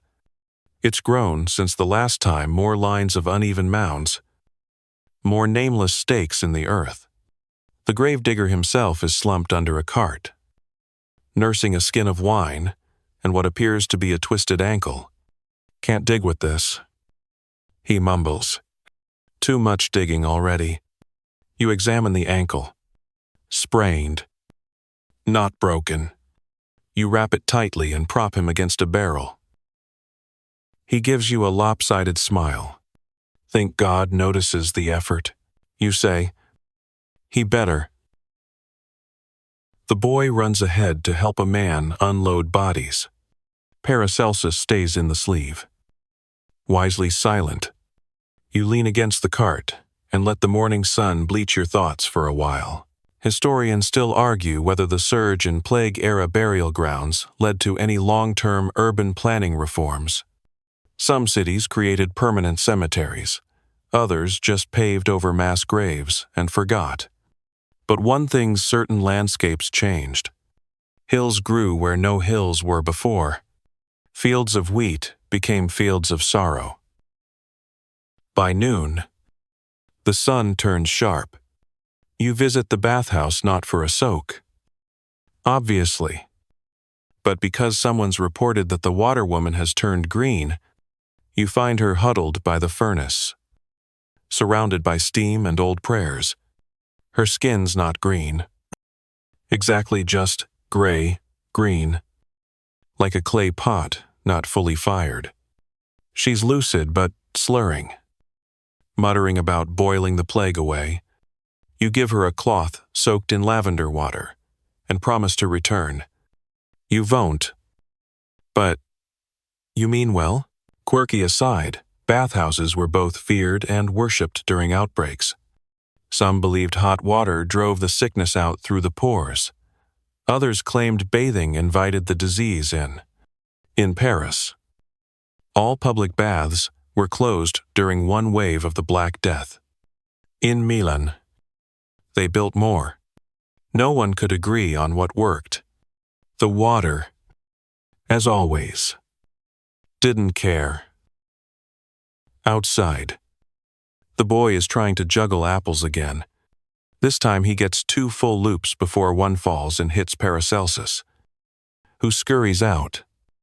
Offended and damp, the boy shrugs. Art takes sacrifice. You almost laugh. Almost. The mayor's runner catches up with you near the apothecary. Breathless. Pâle. Eyes wide. You're wanted at the manor. He gasps. It's urgent. You follow, dragging your limbs like bricks. The manor gates creak open to reveal chaos nobles wailing. Servants panicking. A priest yelling Latin in the wrong order. In the center room lies the mayor's wife. Motionless.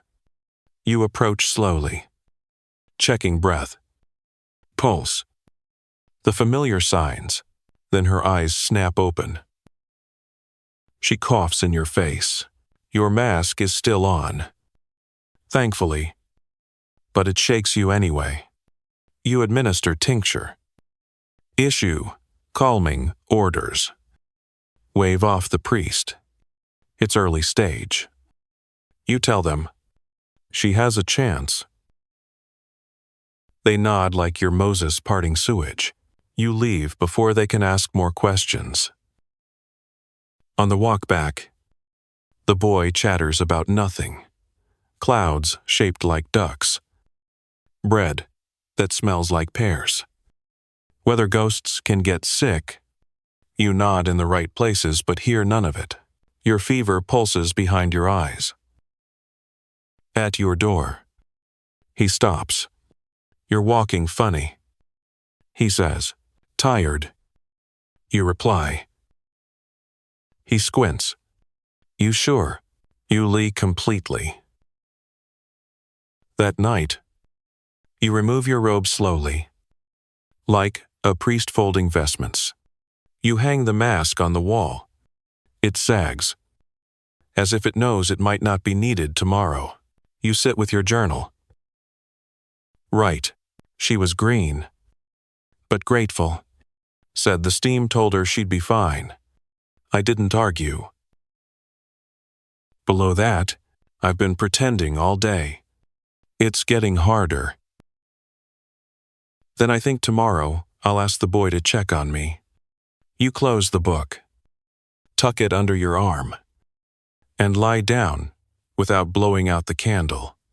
You leave it burning just in case someone needs to find you before morning. You open your eyes, and it takes a moment to remember what day it is, or if it's day at all. The candle's burned out. Your breath fogs faintly in the cold morning light, and the room smells like vinegar and wax and something beneath all that, something faintly metallic, like blood or coins or fear. You sit up. Slowly. You wait for the ache, the chill, the dizzy punch of fever. It comes. Not sharp, not brutal, just constant, like background noise your body can't quite tune out. The boy knocks gently. You croak. Come in. He does, carefully, holding a basin and a crust of bread, balancing both like they're made of gold. You didn't look right yesterday. He says simply, so I brought breakfast. You nod, not because you're hungry, but because he's trying, and trying matters. You let him check your glands. His hands are warm and a little shaky. He frowns when he doesn't find swelling. That's good. Right, for now. He takes that answer and tucks it somewhere quiet in his brain. Outside, the sky is flat gray, the kind of sky that makes everyone walk faster, like it's heavy enough to fall if you stare too long. Your first visit is a baker's widow who hasn't been seen in days. You knock. No answer. You knock again. Louder. Still nothing. You push the door open. The smell hits instantly stale flour, mildew, and something too sweet. Inside. She's there. Alive. Just barely. Sitting on the floor in her nightgown. Covered in flour. Mumbling nursery rhymes to herself. The boy steps forward. But you stop him with one hand.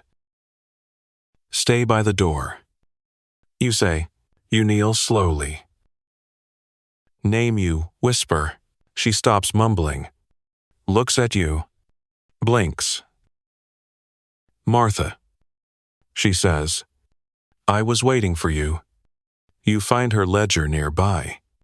She's been tracking the village deaths by drawing loaves of bread. Full loaves for the living. Crumbs for the dead. There are more crumbs than crust now. You carry her outside. Wrap her in your cloak. And leave her at the chapel steps. A nun emerges and takes her without speaking. Just a nod. You nod back. That's the closest thing to ceremony anyone gets anymore. Historians still argue whether survivors of plague exposure had immunity or just dumb luck. Some recovered. Some never got sick at all.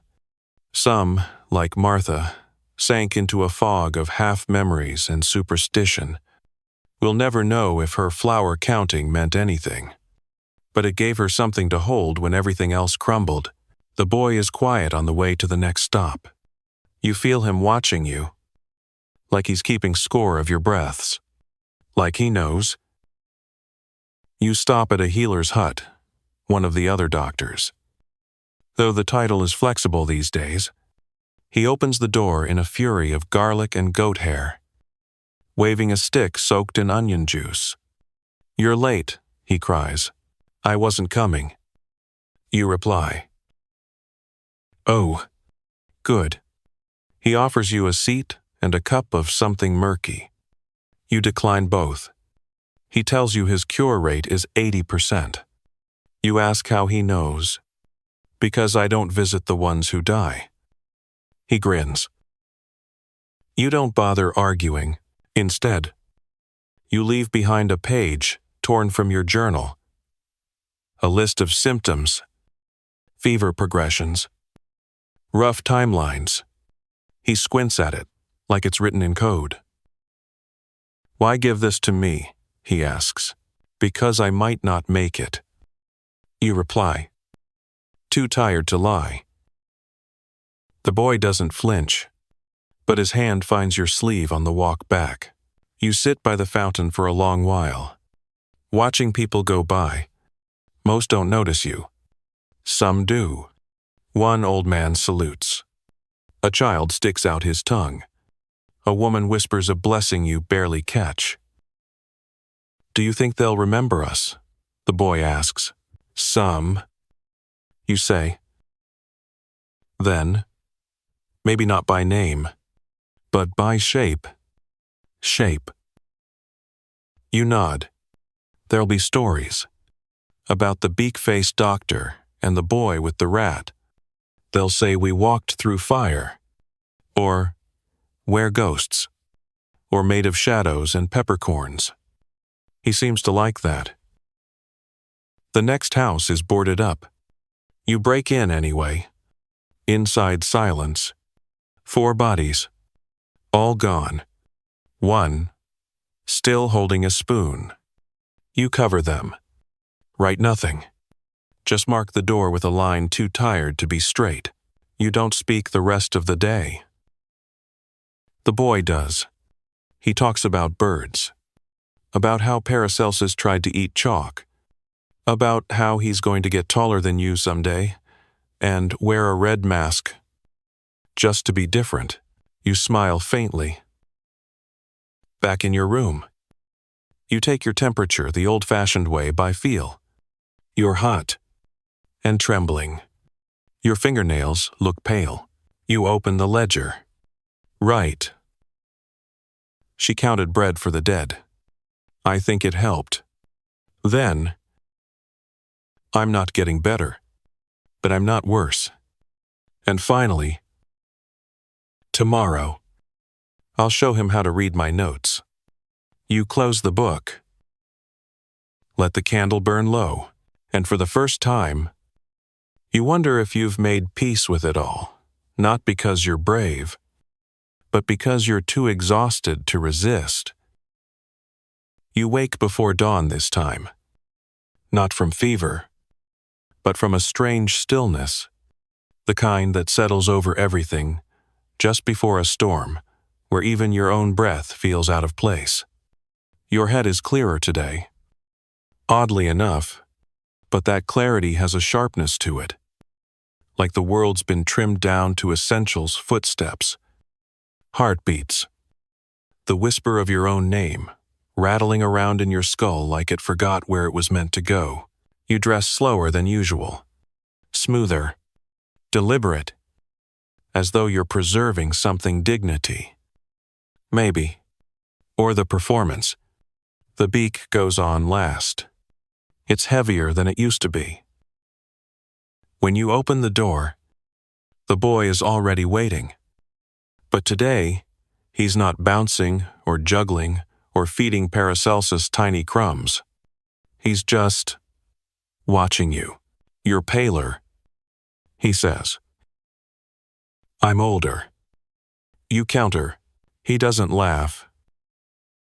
You hand him your notebook. You're going to start learning. He blinks. Because you're tired. No. You lie. Because you're ready. He takes it reverently. Like it's holy. Like it contains answers. Maybe it does. Scrawled diagrams of swellings. Herbs. Strange cases. One entry about a man who insisted the moon had been whispering to him since his cat died. The boy flips through, eyes wide. He doesn't understand half of it, but he nods anyway. First stop is the tanner's yard. The stench hits before you arrive: urine, hides, sulfur, and death, all mashed together into a stew, thick enough to chew. 2 workers are slumped against a vat. One wheezes. The other is gone. You check the survivor's breath, faint but present, and instruct the others to drag him somewhere with air that doesn't actively offend the gods. Historians still argue whether tanners lived longer due to their exposure to strong-smelling chemicals or simply because no one wanted to be near them. There's a theory that the fumes created a kind of accidental bioshield. Another, that they were just so unpleasant. Even the plague gave them a wide berth. You file that under plausible? The boy helps you administer a tonic: ginger and boiled bark. Probably useless. But rituals matter, and this one tastes bad enough to feel like medicine. Next, a classroom. Or what used to be one. The teacher is gone. But the children, 6 of them, are still there, sitting on benches, reciting numbers. One girl stops mid-chant and says, "We thought if we kept going, maybe it'd come back." You kneel, ask, "Who's sick?" 2 raise hands. Quietly. You check them. Warm, but not fevered. Yet, you write notes for the eldest: how to cool the body, how to spot swelling, when to stop pretending everything's fine. You leave chalk marks on the wall and a piece of peppermint candy for each child. Not because it helps, just because. The boy watches you, silently flipping pages in your book. Quirky custom in some towns. Ghost schools were reported children showing up even when the teachers and parents were gone. continuing lessons from memory, playing roles they didn't understand. Some historians say this speaks to discipline. Others say it was survival fantasy, an attempt to anchor reality with something, anything, structured. You visit a barber surgeon next. He's treating a man with leeches. You nod politely. Though you'd rather throw the jar into the river, he offers you one. Good for fever. I'm fine, you mutter. The boy raises an eyebrow. You ignore him. Instead, you leave a list of herbal substitutes. He reads it upside down and thanks you anyway. By mid-afternoon, you're ditzy. You lean against a wall while the boy speaks with a midwife about a woman going into labor 2 streets over.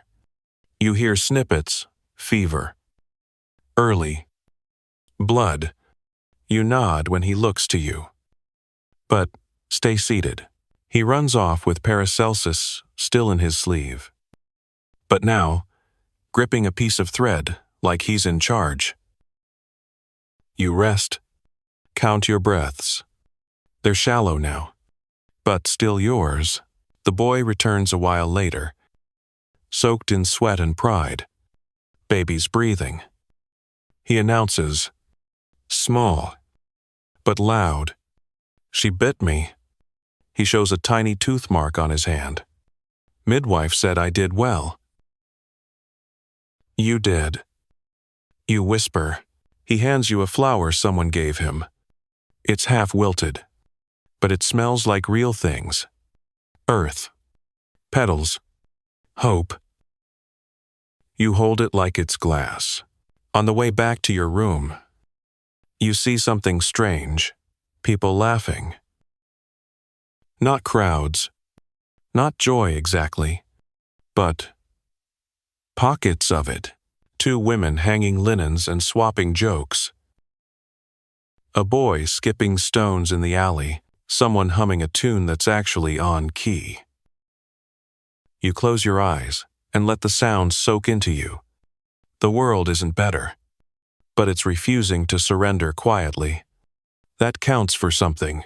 Historians still debate what role community morale played in surviving plague years. Whether laughter, music, storytelling, those small acts of rebellion actually helped people live longer.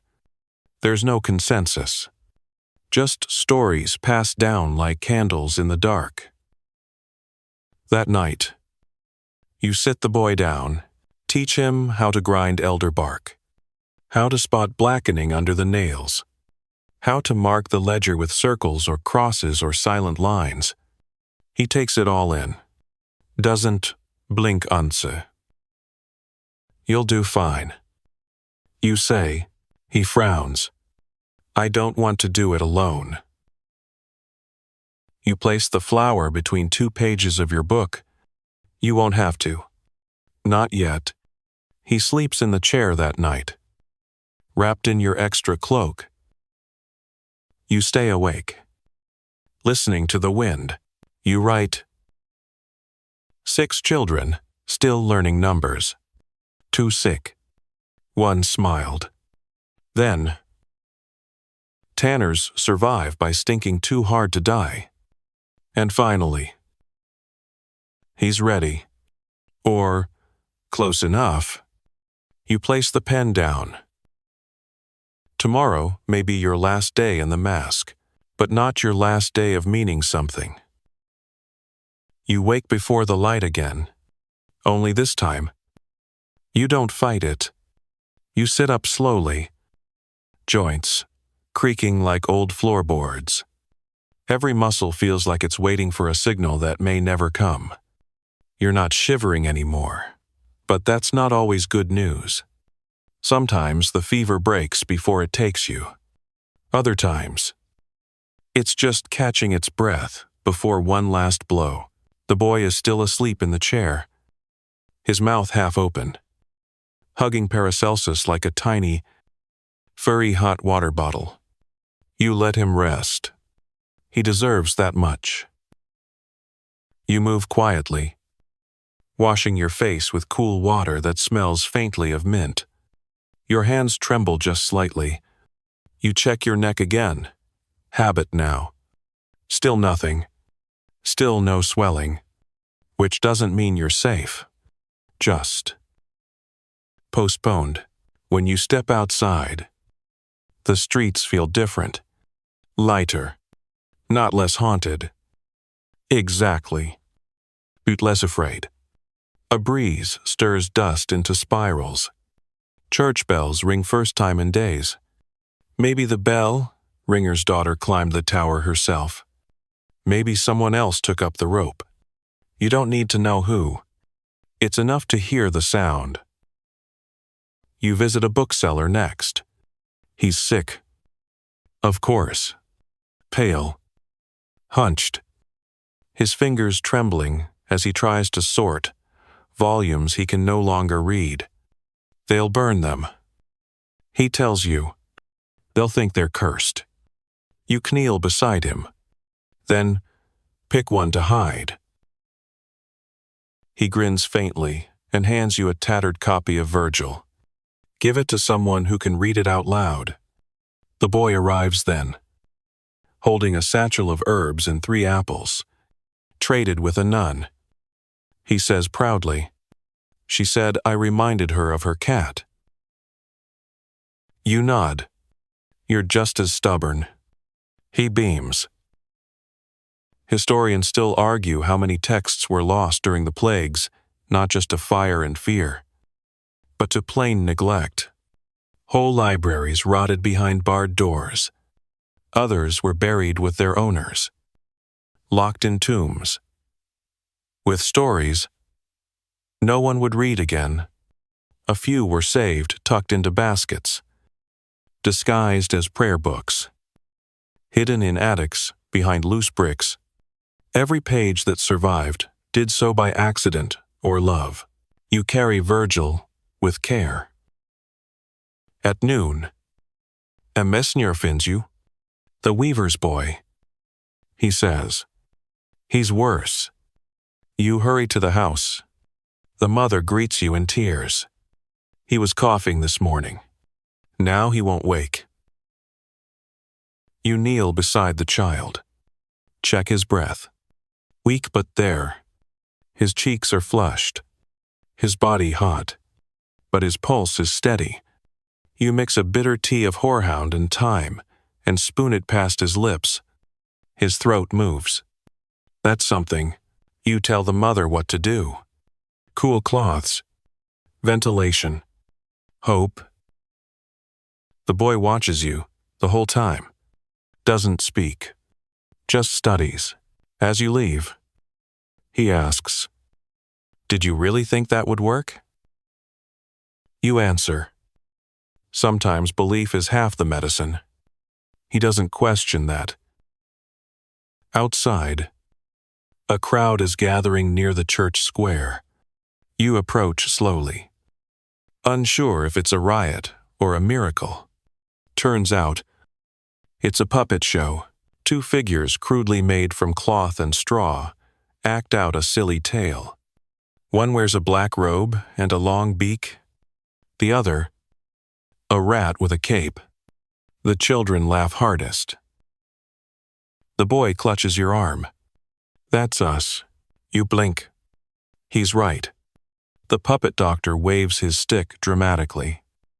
Then, faints. The rat saves him with a garlic clove. You almost laugh. You do smile. Quirky tidbit, plague puppetry. Yes. It was a thing. In some cities, street performers created stories about the plague using puppets to mock the disease. The doctors, even death itself. These weren't just comedy, they were medicine. Social pressure valves. Comfort. Folklore in motion. Some historians say they did more for public morale than any herb or tincture. You watch the whole show. Applaud quietly. Drop a coin in the hat.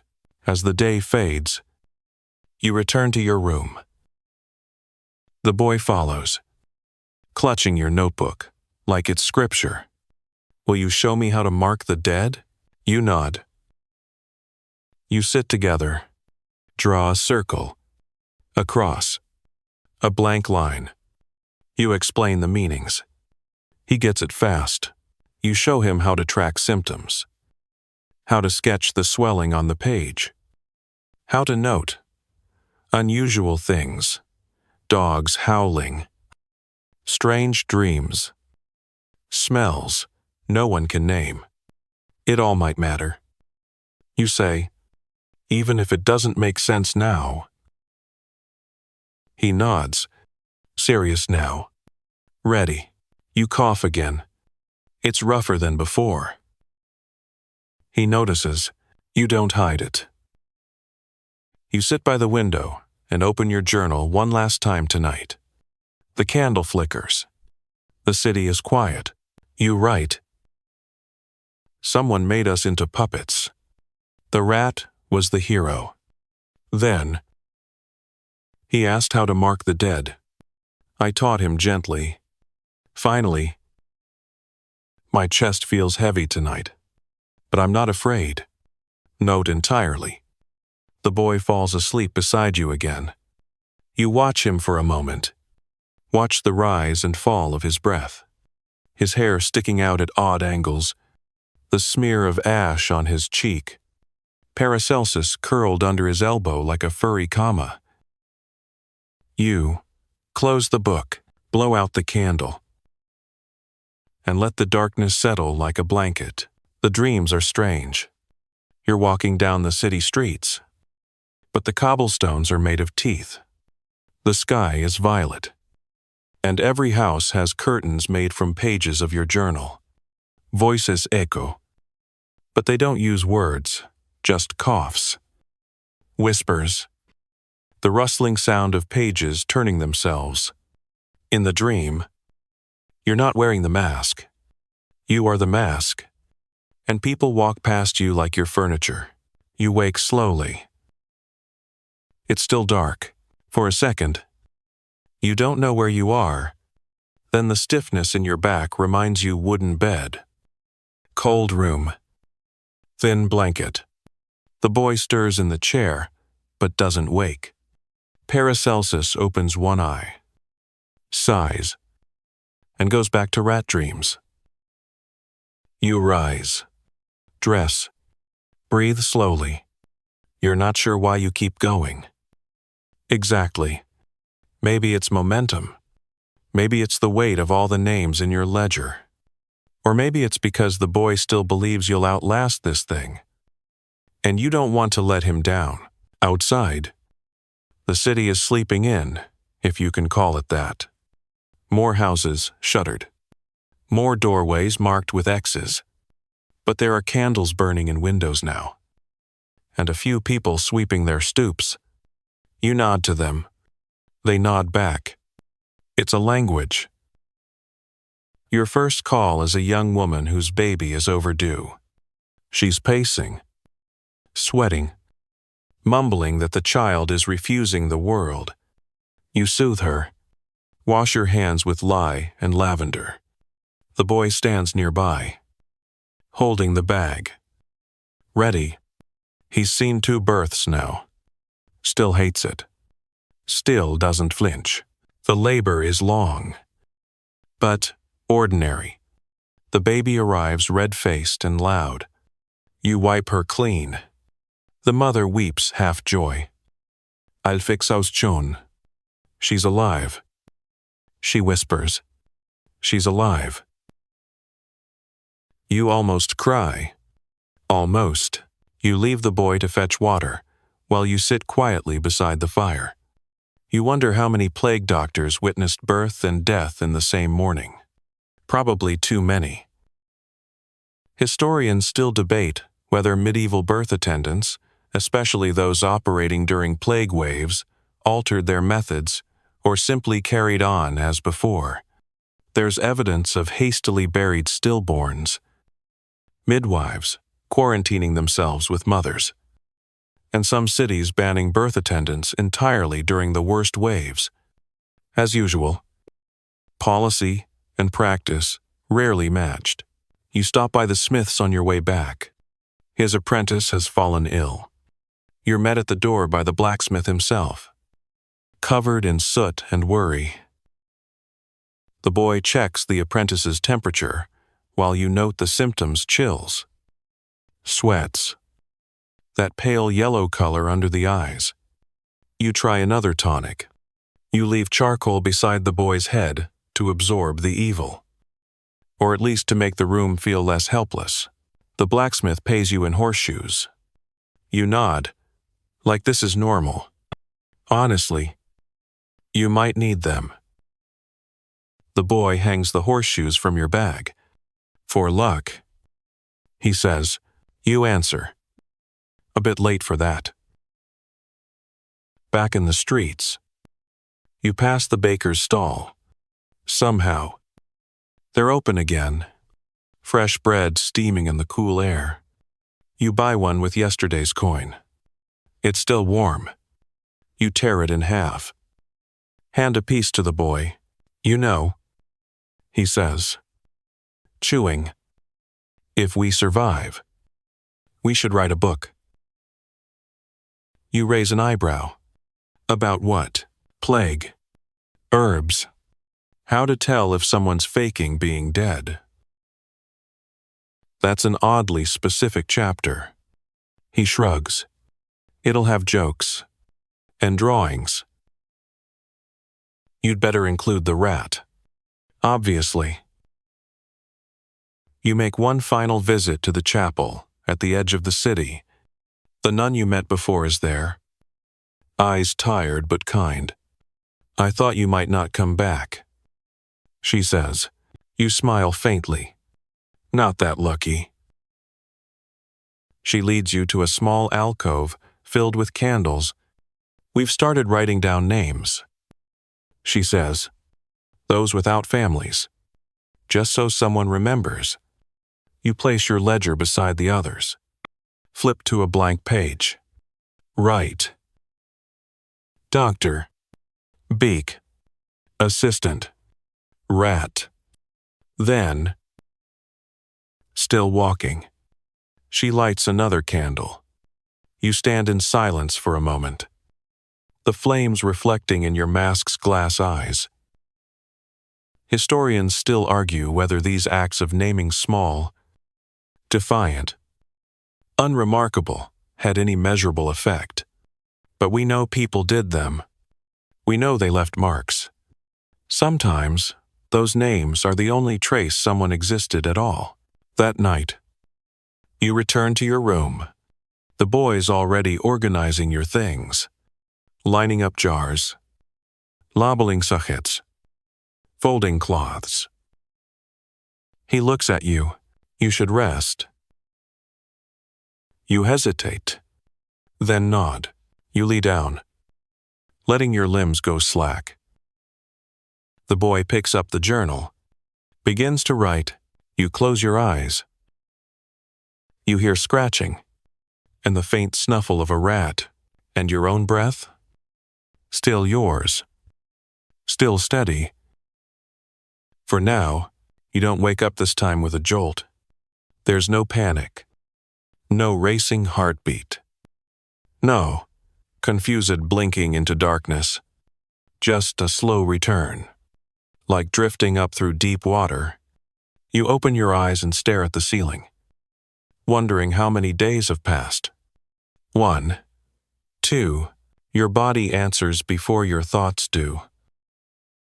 Everything aches. Not in that sharp, sickly way, but in the dull, post-storm way. Like you fought something, and maybe, just maybe, you didn't lose. The boy is snoring softly in the corner, curled up like a cat. A half-eaten apple clutched in one hand.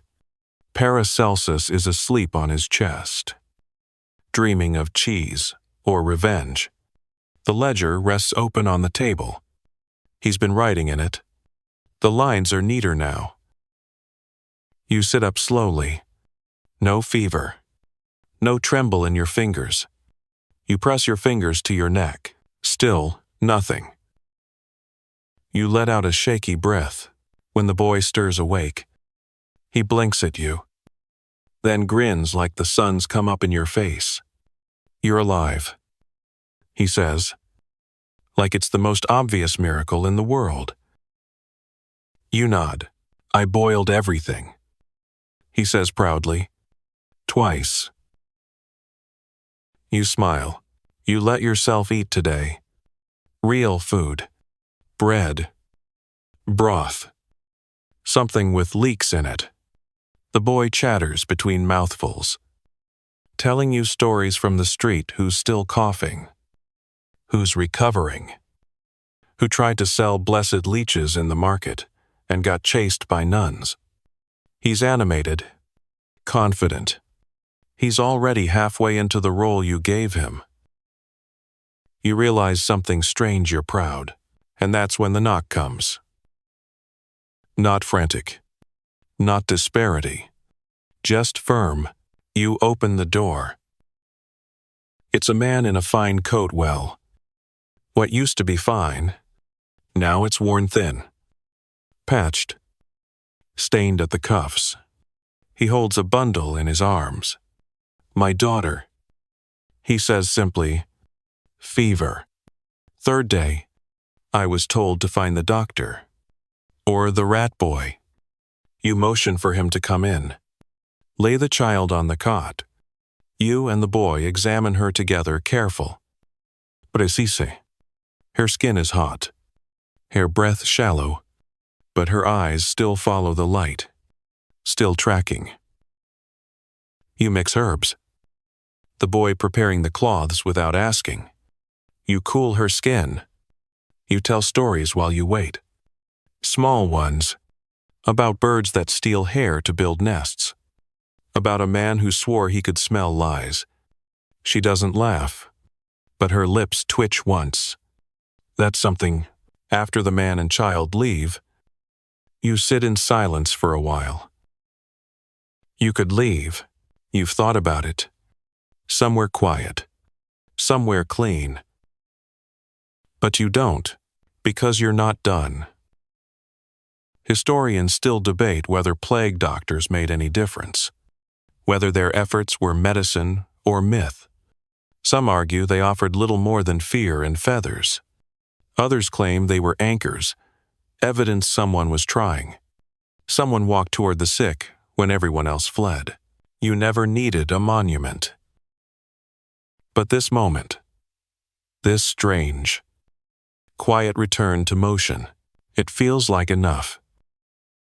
You walk to the market. You're not there to treat anyone, just to be seen. And they do see you. The old man with the cane nods. The bread girl waves. The puppeteer has a new act this time. The doctor and the rat fly through the sky in a garlic-powered balloon. You buy a turnip. It's overripe and terrible. But it's yours. The boy runs up with a scrap of paper. Someone wrote us a poem, he says. You read it? It's bad. But the last line sticks. When death wore feathers. Hope still knocked. That night, you write your final entry. The fever broke. I didn't. Then he'll be better than me someday. And finally, the city still breathes. So I will. Too. You close the book. Hand it to the boy. He doesn't ask why. He just holds it like something sacred. You lie down. For rest. Not retreat. You hear laughter outside. The kind that dares the dark to try again. You smile and sleep. And now, everything slows. The shadows stretch longer. The candle grows shorter. And the noise of the world, those sharp footsteps, the clatter of carts, the calls and coughs and cries, they all begin to fade, as if someone's gently pulling a thick velvet curtain across the day. You're still there, sitting quietly in that dusty room, your breath soft, Steady. The boy is nearby, reading the journal aloud to Paracelsus, who only pretends not to care. The mask hangs on its nail. The coat rests across the chair. No longer heavy. No longer soaked in fear. Just cloth. Just memory. And outside, the city exhales. One long, deep sigh. You made it, not because you were invincible, but because you were willing to stay, to help, to endure. So let your eyes fall gently closed. Let your muscles loosen. Your jaw unclench. You don't need to listen anymore. You don't need to solve anything. You've walked every street. You've held every hand. You've written every name. Now, it's time to rest. Let your thoughts drift. Slowly. Like lanterns set adrift on quiet water. Let the darkness hold you not with menace, but with softness. Let the stillness feel kind. Like a quilt. Like a lullaby. The worst has passed. The night is calm, and even the ghosts are sleeping. Sweet dreams.